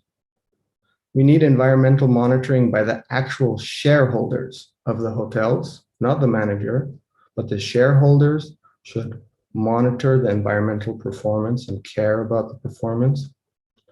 And we need environmental KPIs for Bali so that we can all agree what it is that we are sustaining together, and so that we have a baseline, a starting point. Let's say it's 2010. This is what we want to maintain. We want to maintain these levels of groundwater. We want to maintain energy at a certain level. We want to reduce waste based off of 2010. And we want to see that biodiversity improves into the future. Green areas improve into the future. So KPIs can give us a baseline and a collective understanding what it is we need to do. So I think hotels, being 80% of this economy in Bali, can play a huge role, and many already are doing a fantastic job leading the way. But I'd just like you to think about, what is it that we need to do to bring people more together? So that I'm going to have to move you on because we're running out of time. Fantastic. That's all I wanted to say. So I'm open for questions, guys. And I hope that there's some ideas there that inspire you to think outside of the box, at least. That was really great. Actually, we needed a whole session on just those practical points, but you've done a great job. I just want to point out there's a little town called Dubrovnik, which some of you may have heard of in Croatia, which doesn't allow cars in. You can't go there by car. You can't go to Venice by car anymore either. So we can be brave about these things if we get the right planning. We just have to be brave and say, sorry, that's what we're going to do. You want to go to this village, you want to go to this place, you can't use a car, use the bus, use the train. Let's just be brave. On that note, Alistair, the villages have a lot of power in Bali, and they are executive. So the Desa Dinas and the Desa Adat have an executive decision-making power in Bali. And the provincial government is more legislative. They're in charge of creating regulations and overarching programs and writing principles and guidelines. But who has to really implement it is usually the people in the Desa. And we also have community meeting places. So we could meet on a more regular basis with more stakeholders as a community. The Balinese already do. right? But maybe the businesses need to be included and be registered so that there's more people that are participating in executive decision-making on a village level. I think that would create wonderful results. I think you're absolutely right. One of the questions that came up, a couple of comments, all about public-private interchange. We need to make that happen. I know it's supposed to have happened at the Bali Tourism Board level, 11 different institutions. I'm not sure how much that has translated down to the local level, but it's certainly, if you don't have public-private proper dialogue, you ain't going to manage all of these things. Sean, thank you very much. I'm sorry to everybody. Thank you, everyone. It's only because everything that's being discussed is too good to stop. So you'll have to forgive me. And we're moving on now to Wiwik Mahdayani, founder and director of DESMA. Sean's going to stay for questions, I do hope. Wiwik is a Master of Tourism Destination Management from the University of Bordeaux. She's worked in the French Ministry of Tourism in Paris, so great international experience, worked in UNESCO. She's also worked at GIZ, a German state-owned enterprise working in international development. She's been doing a great deal of tourism consulting and has done a lot of work for ASEAN and for German Development Bank. Now she's also written and published about 30 publications on sustainable tourism, ecotourism, and traveling. Now, if my estimation is correct, she's going to segue beautifully with Sean and talk about this at a slightly bigger level, a destination management level. Wiwik, tell us what we should be doing at a destination level. We've got Jogja and Bali in our focus. What are we going to do? Thank you very much, Pak Alistair, and good afternoon, everyone. Assalamualaikum warahmatullahi wabarakatuh. Om Swastiastu, Namo Buddhaya, Salam Sejahtera. And I would like to extend greetings to Ibu Kabit from Dinas Pariwisata Provinsi Bali. Mohon izin, Ibu, and also to His Excellency Kanjeng Pangeran, and also greetings to Bapak Marco, Bapak Sean, and also Bapak Didier, bonjour. And maybe Mbak Fira will help me to share my presentation.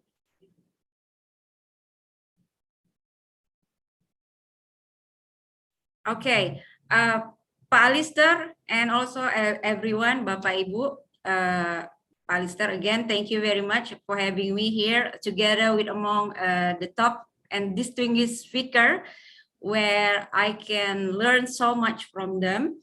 And today, I think I have already earlier discussion with Pak Alistair before that we have a discussion about around 2 weeks ago. I read an article on Bloomberg Business saying that major tourism destination in Europe that receive most visits that tend to have over tourism, and they have a year without tourists, but they want to keep it that way. Because what happened, then the residents who rarely enjoy the part of the cities that most of these parts usually occupied by tourists start to have the opportunity to enjoy and admire their own cities. And today I'm not going to compare European cities with Indonesia, of course, because this is like comparing apple to durian. Apple has their own uniqueness and durian also special. But what I want to tell is the takeaway of their case regarding our situation of pandemic here and our discussion today. Next.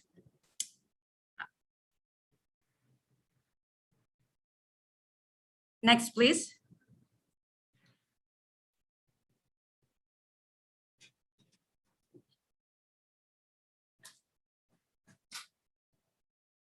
Yes, but first, before going to that, look at the global phenomenon called tourism we have now. We have fantastic number here. In 10 years, a global visitation has reached almost 1.5 billion.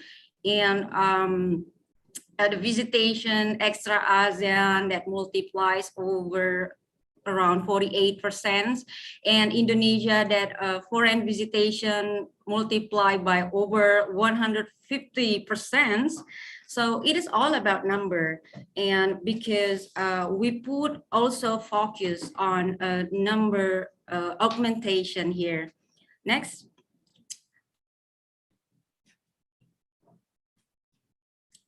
And Bapak Ibu, what we have here, that we have a decreased figure as the impact of pandemic across the globe, with minus 74% of the decrease, and we've seen the impact across industry and tourism sector.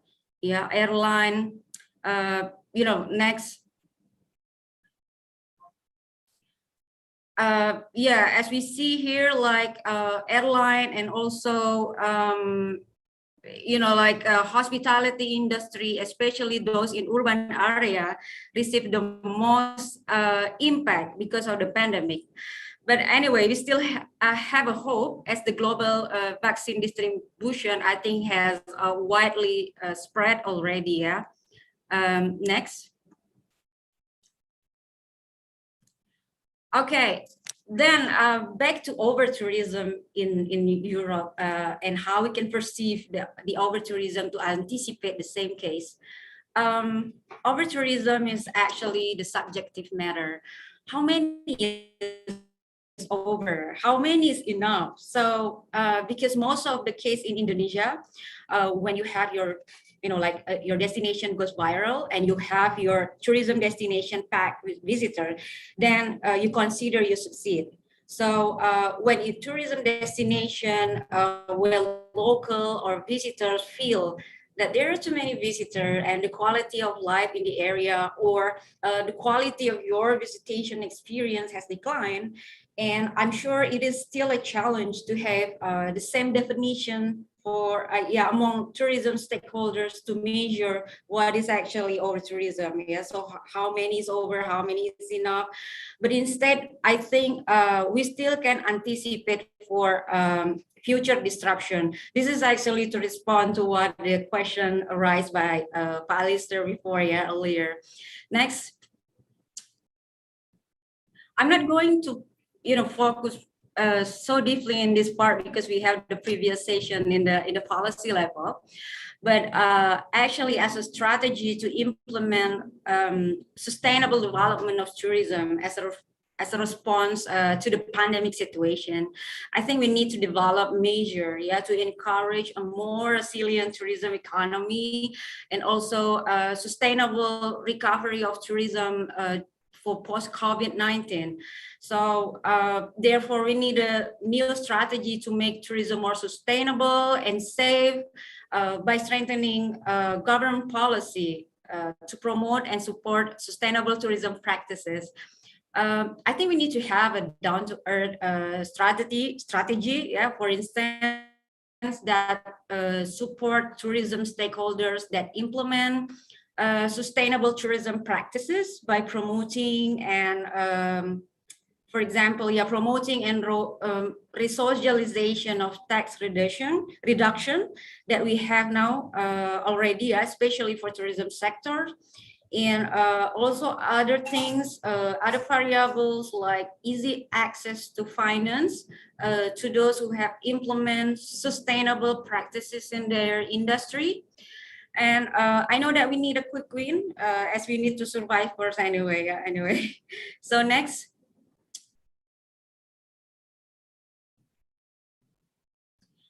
Well, this is also to responding to the question around us. These are a set of policies that we have across kementerian lembaga, across the ministries. We have law number 10 in 2019 that become the umbrella framework, a policy framework for all of us. And also we have national long-term development, and also across ministry and other, across ministries in Indonesia as well. Next.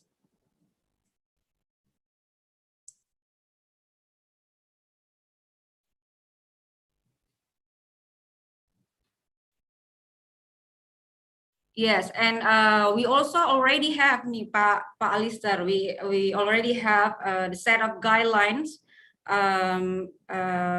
from the Ministry of Tourism as well concerning the sustainable tourism destination guideline. Okay, speaking of this strategy to implement sustainable development of tourism, what we can do on that? So in terms of the aspect of the environment, like to manage and minimize the impact of tourism on the environment, I think we need next.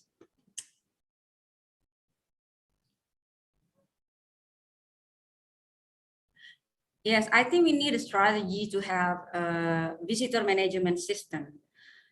Here, I don't want to say limitation because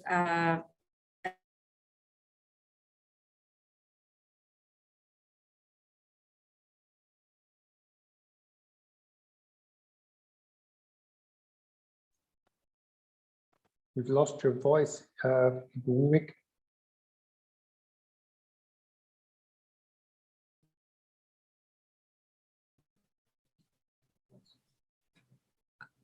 okay, do you hear?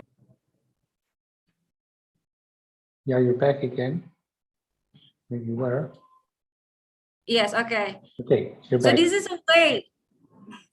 So this is a way that maximize the quality of the visitor experience, yeah, and at the same time help to achieve the overall destination management goals.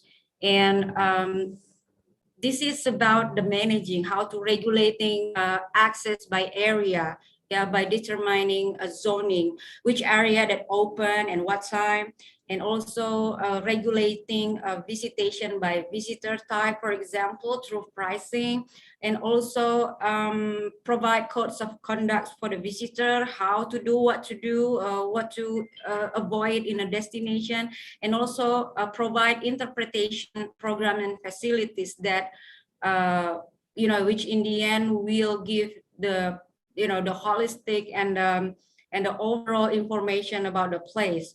So regarding the case of that we hear today about over tourism in some cities in Europe that I mentioned earlier, there are two options actually they have in different places.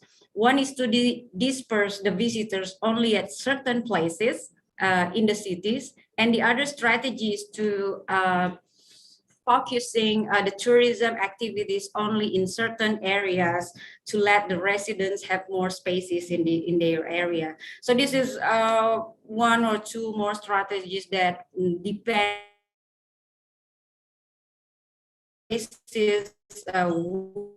what kind of the destination that one of national park in Indonesia, Gunung Leuser National Park, 800,000 more hectare, large. The size is very big. Comprises two provinces, North Sumatra and Aceh, where they have big buffer zone as well. And as one part of their strategy of visitor management is like disperse tourism attraction, not only focusing in one area, but also disperse to another kabupaten, which is also at the buffer zone of the national park to protect the biodiversity of the park. Next. So speaking on the partnership, I know it is challenging to be implemented, but doesn't mean we can do that. So, a formation like a DMO, Destination Management Organization, is the mixture and combination of relevant multi-stakeholders that work together towards tourism goals in a destination. Then it should be comprises of the government, private sectors, academician, NGO, association representatives work on planning, managing, and marketing the destination. I think this is we need to think about at this at this time. Yeah. So next. So the next strategy, I think we need to implement digital transportation of transformation, yeah, of tourism sector, because for now on we have the existing gap between the tourism business that be able to access digital technology and the traditional business that has worsened the unequal opportunity, like for example, to promote the destination, their tourism products. Yeah. So taking into account the impact of COVID-19 that we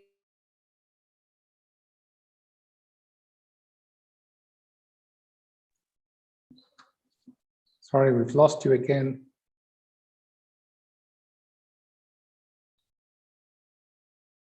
You've got a bad link.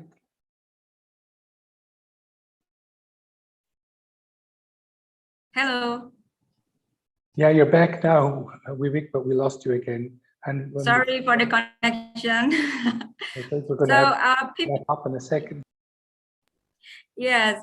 So I think speaking on that, people now deeply relies on the technology as the dependency of digital connection for getting the information. Like what we have right now, we have something, we have the discussion online, which is it's supposed to be offline discussion somewhere, and we depend on digital connection for also commercial transaction and social relation, which is actually really impacted how especially for small and medium enterprise to grow.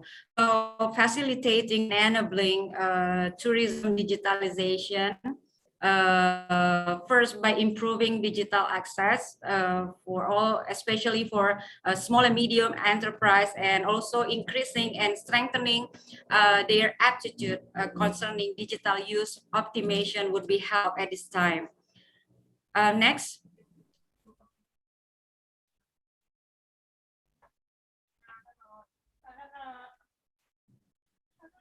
So speaking on strengthening tourism product development, I think this is the best time to redefine and strengthening our tourism products, as visitor preference shifted to more outdoor and more nature option for tourism. So it calls for more strategic sustainability variables to respond, this pandemic. So this strengthening tourism product development is to avoid uniformization of tourism attraction, like also extend the length of stay, improve the quality and economic benefit of the locals. And also it's going to be like a broaden the experience of the visitors. So for big tourism and hospitality industry, this is the good time to think on an innovative mechanism like inclusive business model, where this industry can include in the value chain like local community by providing training to them to improve their products and buy this product for your commercial use or for your use in your properties, in your business, and etc. for your customers. So, Bapak, Ibu, I think, in terms of destination management, our concept about the carrying capacity, about the visitor management, this is actually like the flight, like the restaurant, like the hotels. They have the capacity to accommodate their customers. And at the same time, this is the same concept and analogy actually that can be applied to a destination. So destination also has, capacity, to accommodate the visitors. And the other thing is we need to rethinking of the target of our visitors and how to target more on the longer length of stay of the visitors who spend more and return. And regarding the number of visitors and characteristic of the visitors in the destination, this is actually the implication of the goals that have been set. So I think that's all from me, Pak Alistar, Bapak Ibu. Thank you very much. I hope you all stay safe and stay well. And I'm sending semangat to all tourism stakeholders out there. And I think we can make it to be more resilient and be agile in this situation. Thank you very much. Thank you, Ibu Wiwik. A really excellent presentation. And you can see now that we do have experts who know how to manage destinations, who know how to manage the products that we do, we know how to manage the hotels that are in them. And we've got one last speaker. Now, if anybody is here and worried about having to go off and do your lunch appointments or do your next appointment, don't worry, leave your question. We'll send you all of the presentations. If you leave any questions you have on our Q&A, we will answer them directly to you. We'll send you the presentations. All of our speakers have kindly agreed to allow that, so you're not going to miss anything. But I would encourage you to stay and listen to Didier, who's going to wrap this up.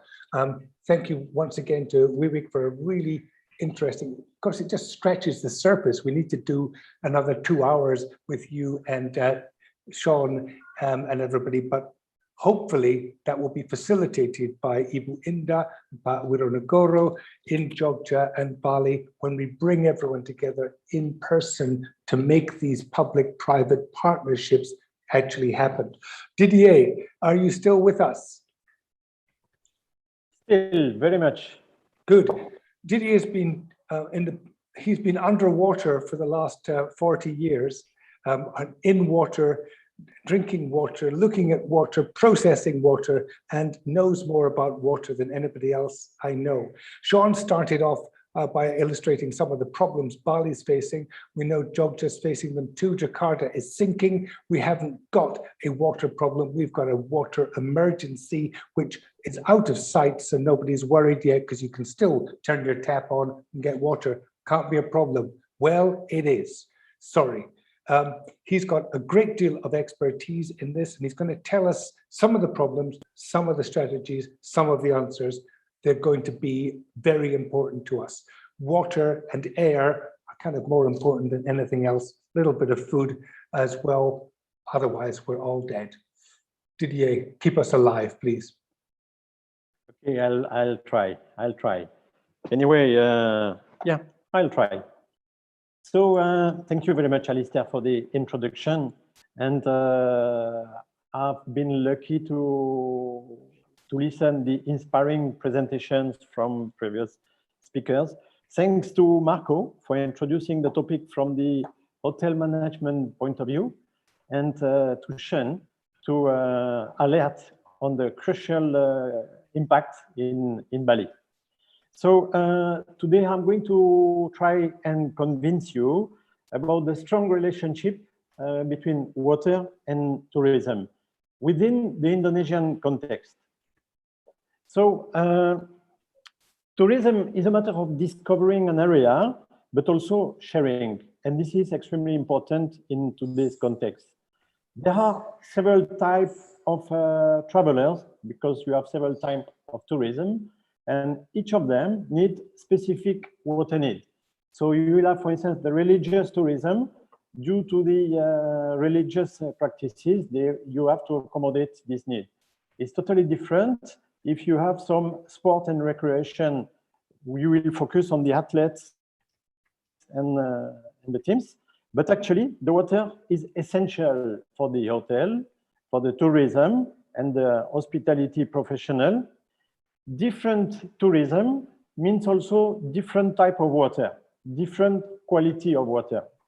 It can be drinking water, wastewater, or clean water, but at the end of the day, your operation will depend on how much water is required to operate normally, how much water is available to feed your needs, what is the quality, do you have any risk of being interrupted in your operation because of water issue?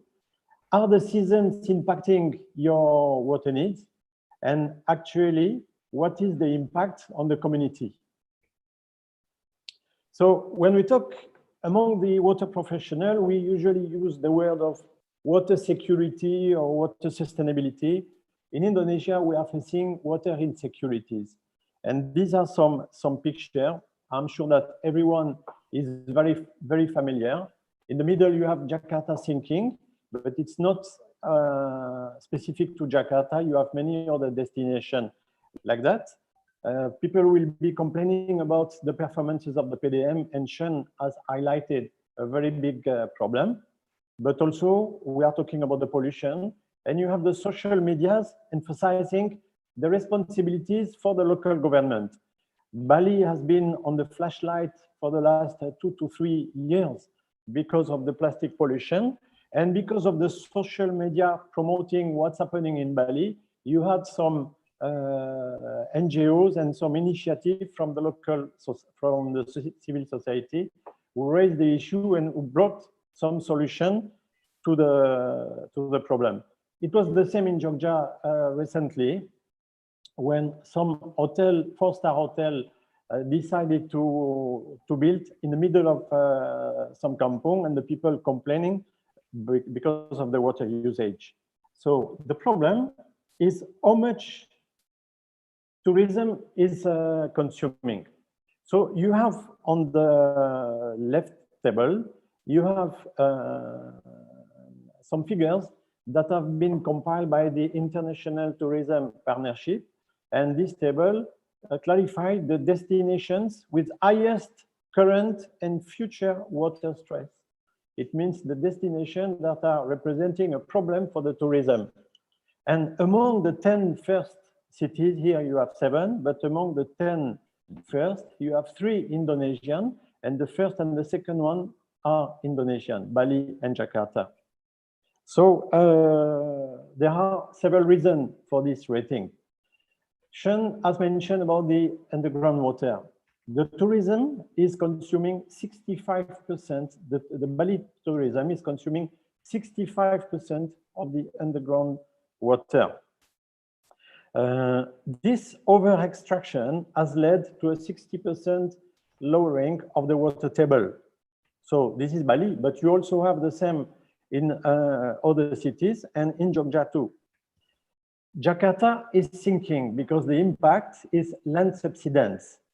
Jakarta is sinking mainly due to this, and it's also the case in many other touristic cities. It's the case in Semarang, it's the case in Medan, it's the case in several others because of the underground water consumption. Then plastic pollution. I will come to it later on.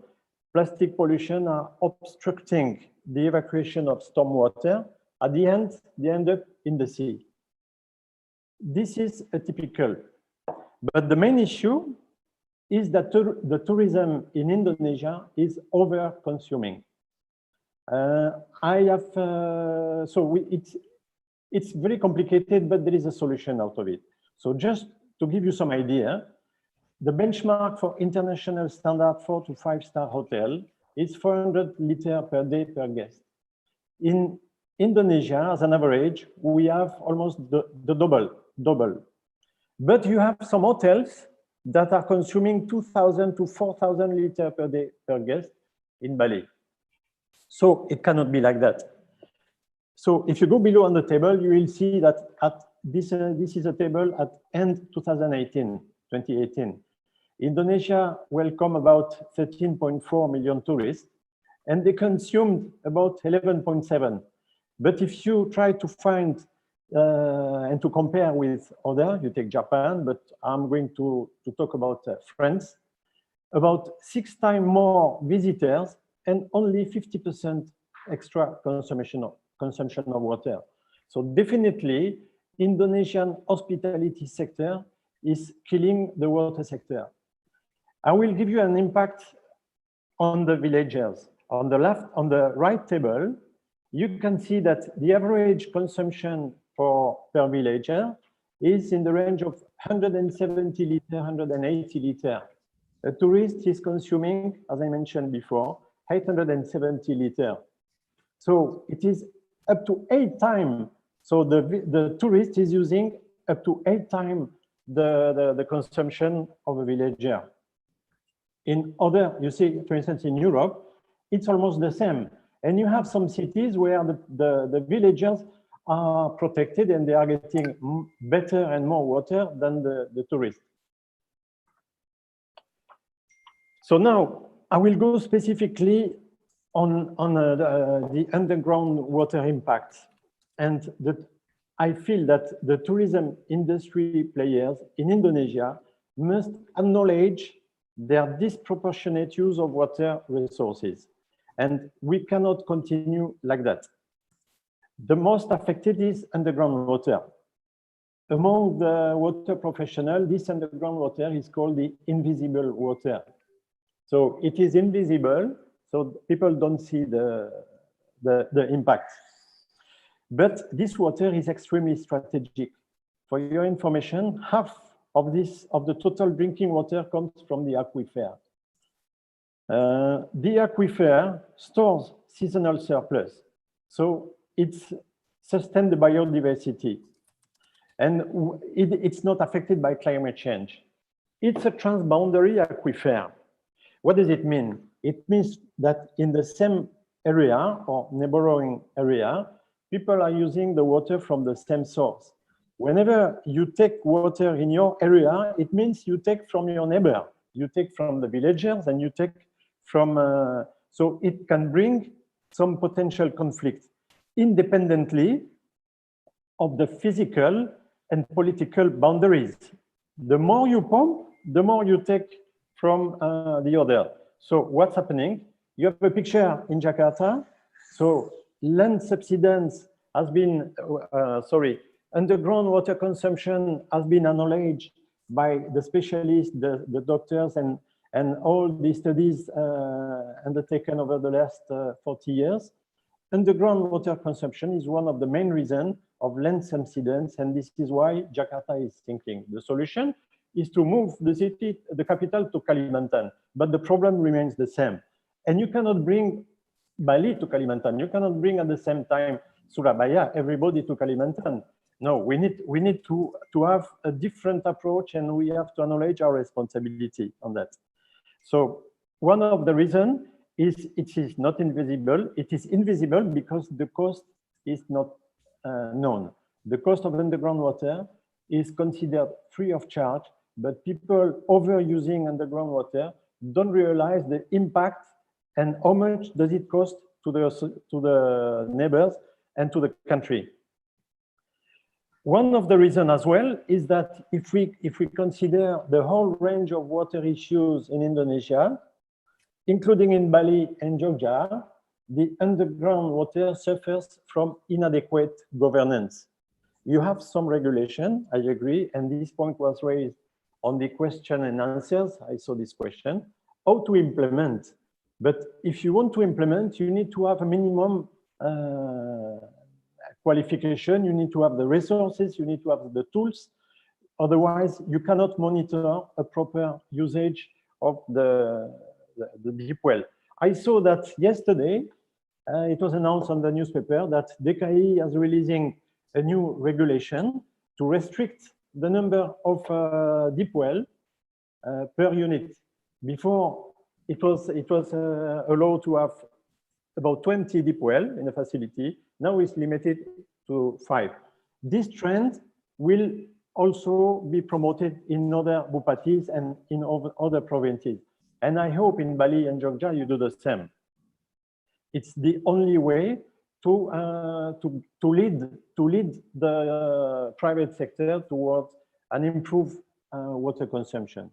Today, there is no mechanism for cooperation between the government and the private sector. And this decision is left, in general, in the hands of the financial director. The CFO will see how much does it cost to use PDM water, how much does it cost to use underground water, and then you end up with no solution. So the key is that we need to sit down and we need to share the same perception of the problem. Everybody should understand, okay, what's the impact of this underground over extraction? And then in this case, we need to collaborate. You need to mobilize the knowledge. Do you have the resources, or as Sean mentioned, do you need to have a proper expert? Then you have to determine where are you today? What are your strengths? What are your weaknesses? How far can you use this water? And what will be the impact? So, of course, monitoring is extremely important, but the point is that you need to be ready. If you are not ready, things will never change. And at the end of the day, you need to communicate and you need to reward the team performances. Getting out of this business, as usual, it's possible. We did it, and I believe that some of you already listened the presentation a few weeks ago under MVB sponsorship. It was organized, and the topic was on sustainable initiative. And the director of Hotel Mercury in Anchorage explained, he presented their performances. So we were appointed the partner, the water partner, for a duration of 3 years with this hotel, and almost 60% drop in the water consumption led also to some saving, about 2 million rupiah per year. But the main issue for the CFO was the saving, but for us, the main reward is that they totally stopped the deep well, and it's not affecting their profitability. This showcase was introduced to a competition, and it was awarded the Green Hotelier of the Year. It was introduced to Siwi World Water Week, and it is acknowledged by the international community as a showcase of what should be done in a place where you are facing a very dramatic water risk. But so I want to say that it is possible to go out of the business as usual and reducing your water consumption from the deep well and still making some money. Bali already started leading the way. I was invited. Hello? Somebody is shouting.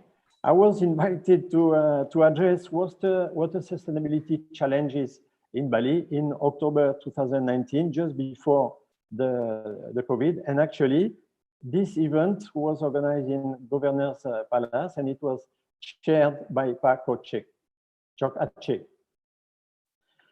A community of 200 water stakeholders attended, and at the end, a water pledge was signed to acknowledge this overconsumption and to acknowledge the need to reduce the pumping in the underground water.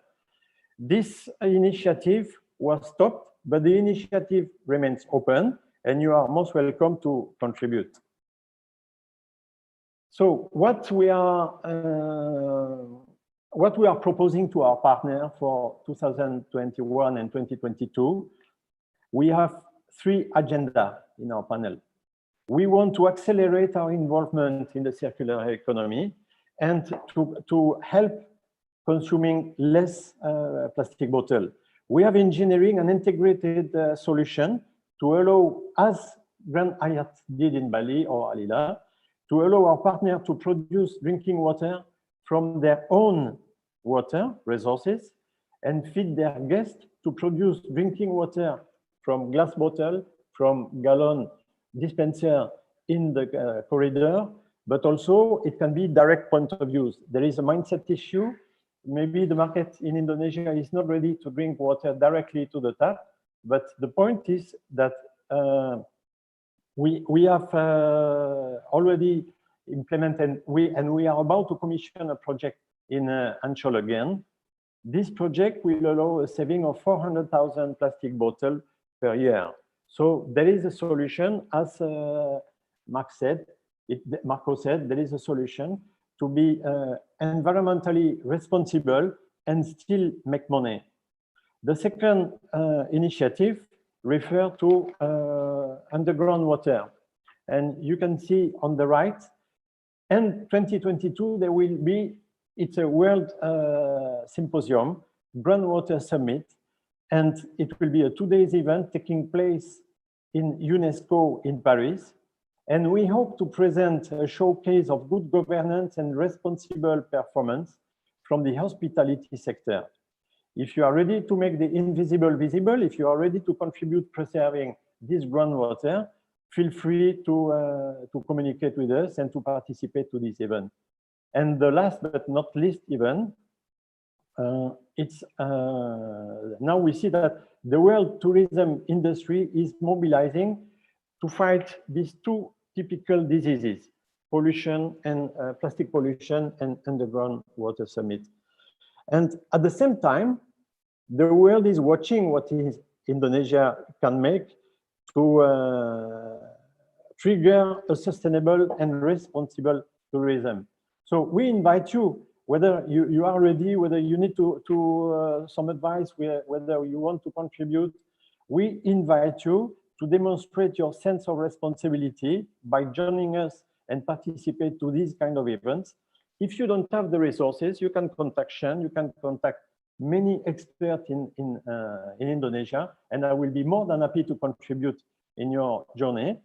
What we want to do is to lead some example and to bring some showcases to this World Summit and show that Indonesia can develop a responsible tourism. It's not only a sustainable tourism, but really a responsible tourism. Because I come back to the issue of the regulation and the law implementation. Unless people behave in a responsible manner, you can have thousands of regulations, there will be still a way to bypass them. So that's completes my presentation. Thank you very much for taking this time to stay connected. And I hope to help you. If not, I hope that you will contribute to water security in Indonesia. Alistair, I give you back the floor. Thank you very much. Thank you very much indeed, Didier. Now we've overrun our time by so much that I think the only way we're going to be able to wrap this up is to ask for one final comment from each of our panelists. There's lots of questions out there. There's elephants in the room on over-tourism. There's problems on implementation. There's this public-private partnership. There are so many things out there, but unfortunately, given the fact that we are way past time, I'm just going to ask Marco to give us a wrap-up comment. What have you got out of this? What do you think people should get out of it? What's your most important thing that you've got to say? Let's start with Marco and move on from there. I think from my side, I mean, obviously the pandemic has a big impact on us. We should always try to get the best out of this. And we have now some time at hand in my sector, in hospitality, to relook on what we're doing and how we have been doing our things over the years. And I would encourage every hotelier and every restaurant, every participant in this hotel industry in Bali to relook and how we can do this from a more sustainable way. And yes, absolutely, over-tourism is the white elephant in the room. I fully hear you. But there's more discussions to be had about this. Ultimately, it goes slowly but steadily, step by step. This hopefully we will be able to make a change from an environmental aspect first. Thank you very much indeed, Marco. Ibu Indah, there's lots of comments are going on about how to make things better in Bali. Do you have any final comments about where you would like to see Bali going before it all reopens again? Yes, Pa Alistair. Actually, we do think in this pandemic era that the tourism sector is stopped for a while. It is 1.5 years now. It is the time actually for us to resetting Bali conditions, especially the tourism sectors, to respect again our culture and then our environment more. So we have to see the positive impact of this COVID-19 to our condition now, that we just have to resetting Bali condition again. So that is what I can say from Bali Island, Pa Alistair. Very good. Sean, can I ask you for your wrap-up comment? What's your big dream to happen before we get back into trouble again? My big dream would be to fix traffic. No, but if I could provide a good comment, maybe something of importance here. When I was doing my master's, afterwards worked as a UN policy assistant, and I had to interview a lot of government at the time. And one thing that became very apparent for me and very clear is that government is very overwhelmed by the challenges that they face, and they have an enormous amount of responsibilities at the same time.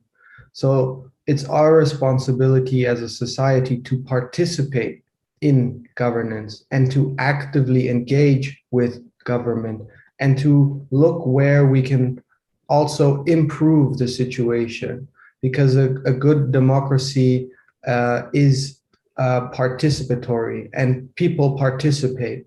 And my closing statement, I will cite one of my interviews. The minister said, I have 100 million people at my disposal. If every one of them gave 1 hour to the environment every day, I would have 100 million hours of human energy every day to benefit the environment. But he said none of them are doing anything. So think about that, and let's all think about how we can participate more to make change. Thank you.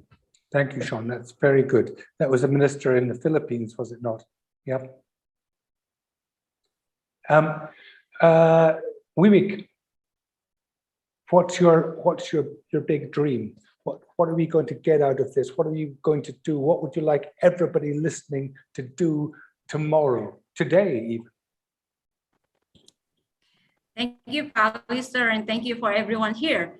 But I think one of the old slogans saying about act locally, think globally is still valid, especially to ensure our resilience and agility in facing this COVID-19 pandemic. So everything starts from ourselves. So if we have already implemented what's supposed to be done to support our environmental sustainability, social and cultural supports. So it will go to the community and to the places where you live, and also at the end to the country. So this is start from you. So this is start from all of us. It's all of us who should do this.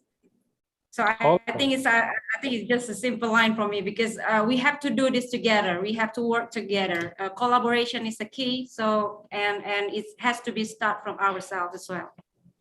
Thank you, Pastor. Thank you, Ibu Wiwik. Didier, I'm going to leave Prince Wironogoro to last so he can wrap it all up. But Didier, any final comments from you? You've just done your presentation. Yeah. We are lucky to be in a country of smile and forgiveness. So we should not be shy to recognize our responsibility. And I think that, again, I'm sorry to say that the hospitality sector has a big responsibility on water crisis.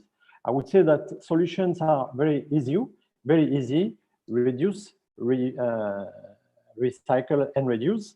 So I would like really Indonesia to take the leadership on the circular economy principle. And for that, we need to have the proper partner and then disseminate. Indonesia is a fantastic country. There are fantastic opportunities. And I come back to the word, the Chinese word for risk. Risk, it's an association of two words that includes challenge and opportunity. So we have a challenge, but we have many opportunities. Let's show the world that we can do it. Fantastic. We will. Pangeran Wironogoro, some final words from you for all of us. Is Jogja going to lead the way in sustainability as well? You've got the initiative, you've got the challenge. Are you going to do it?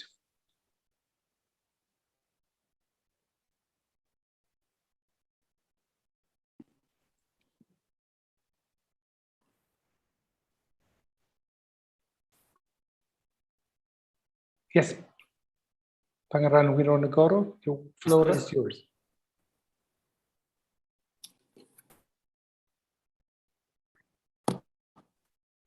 Yeah, for my We've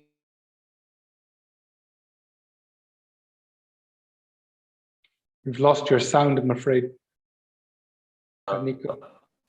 Yeah, I'm sorry. Okay, I'll back to you. I'll move somewhere because there's the connection in here. Okay. Or try without the video, maybe it usually goes better. Well, as we're going to wrap up, just want to say, look, first of all, fantastic input from everybody. We have I've made so many notes from everybody's presentations. We're sending all the presentations to everybody. We need to distill it down to action points that we need to do. We need to have a committee of people who are going to take everything forward. We need interactive between the public and private sectors, implementing the main ideas. And there's lots of them which are right out there. Singapore can make farms on their roofs to reduce their temperature. There's so many things that we can learn without having to reinvent the wheel, and we know we have the expertise to do it. So we've got a lot of things to do. If everybody just did what Hyatt has done, if everybody uses Sean Weewick's services, if everybody listens to Didier, we have really got a future in tourism. But we do need to have this idea about policy. Do we need as many people? The answer obviously is no, we don't. If I was to invite 50 people to get into a lift with me, you would all say no, because it's dangerous, it's cramped, it's uncomfortable, probably just downright dangerous.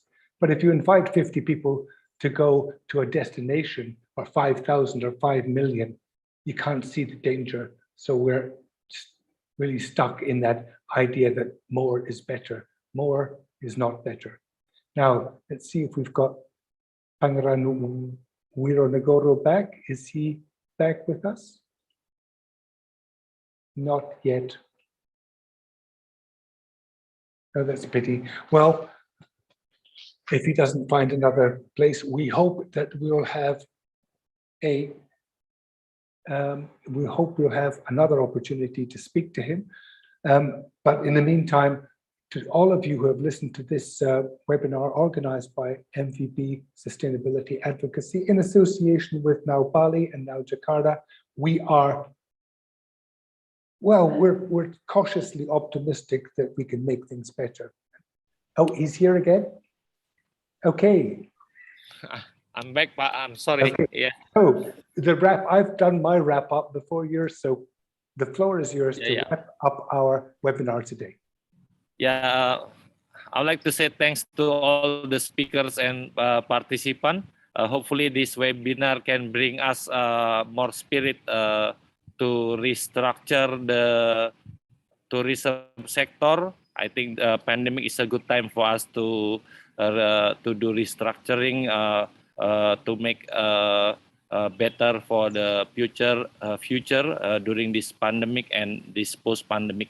Thank you very much, Pak Alistair, and all the participant speakers at this very good webinar. Thank you. Thank you to all the speakers. You are fantastic as always. And to Ibu Indah, we'll see you in Bali. Open your borders soon. Take care, everybody, and let's keep tourism going, but sustainable. Yes. Many thanks. Yes. Thank you very much.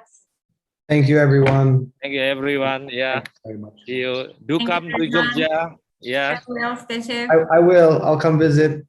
Yeah. Makan dulu. Do not be hesitant if coming to Jogja. Let me know. Yes, We're sure. all coming to Jogja. Yeah. For everyone coming to Jogja, let me know, and I'll take you to. I'll be your guide to go inside the palace. Of course. It's a great trip.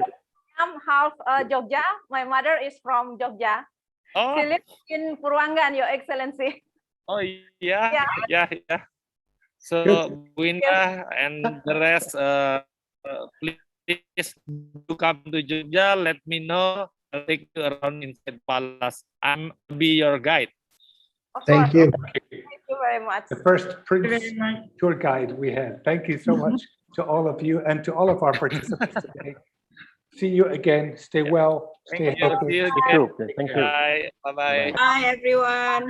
Bye-bye. Bye bye. Yeah.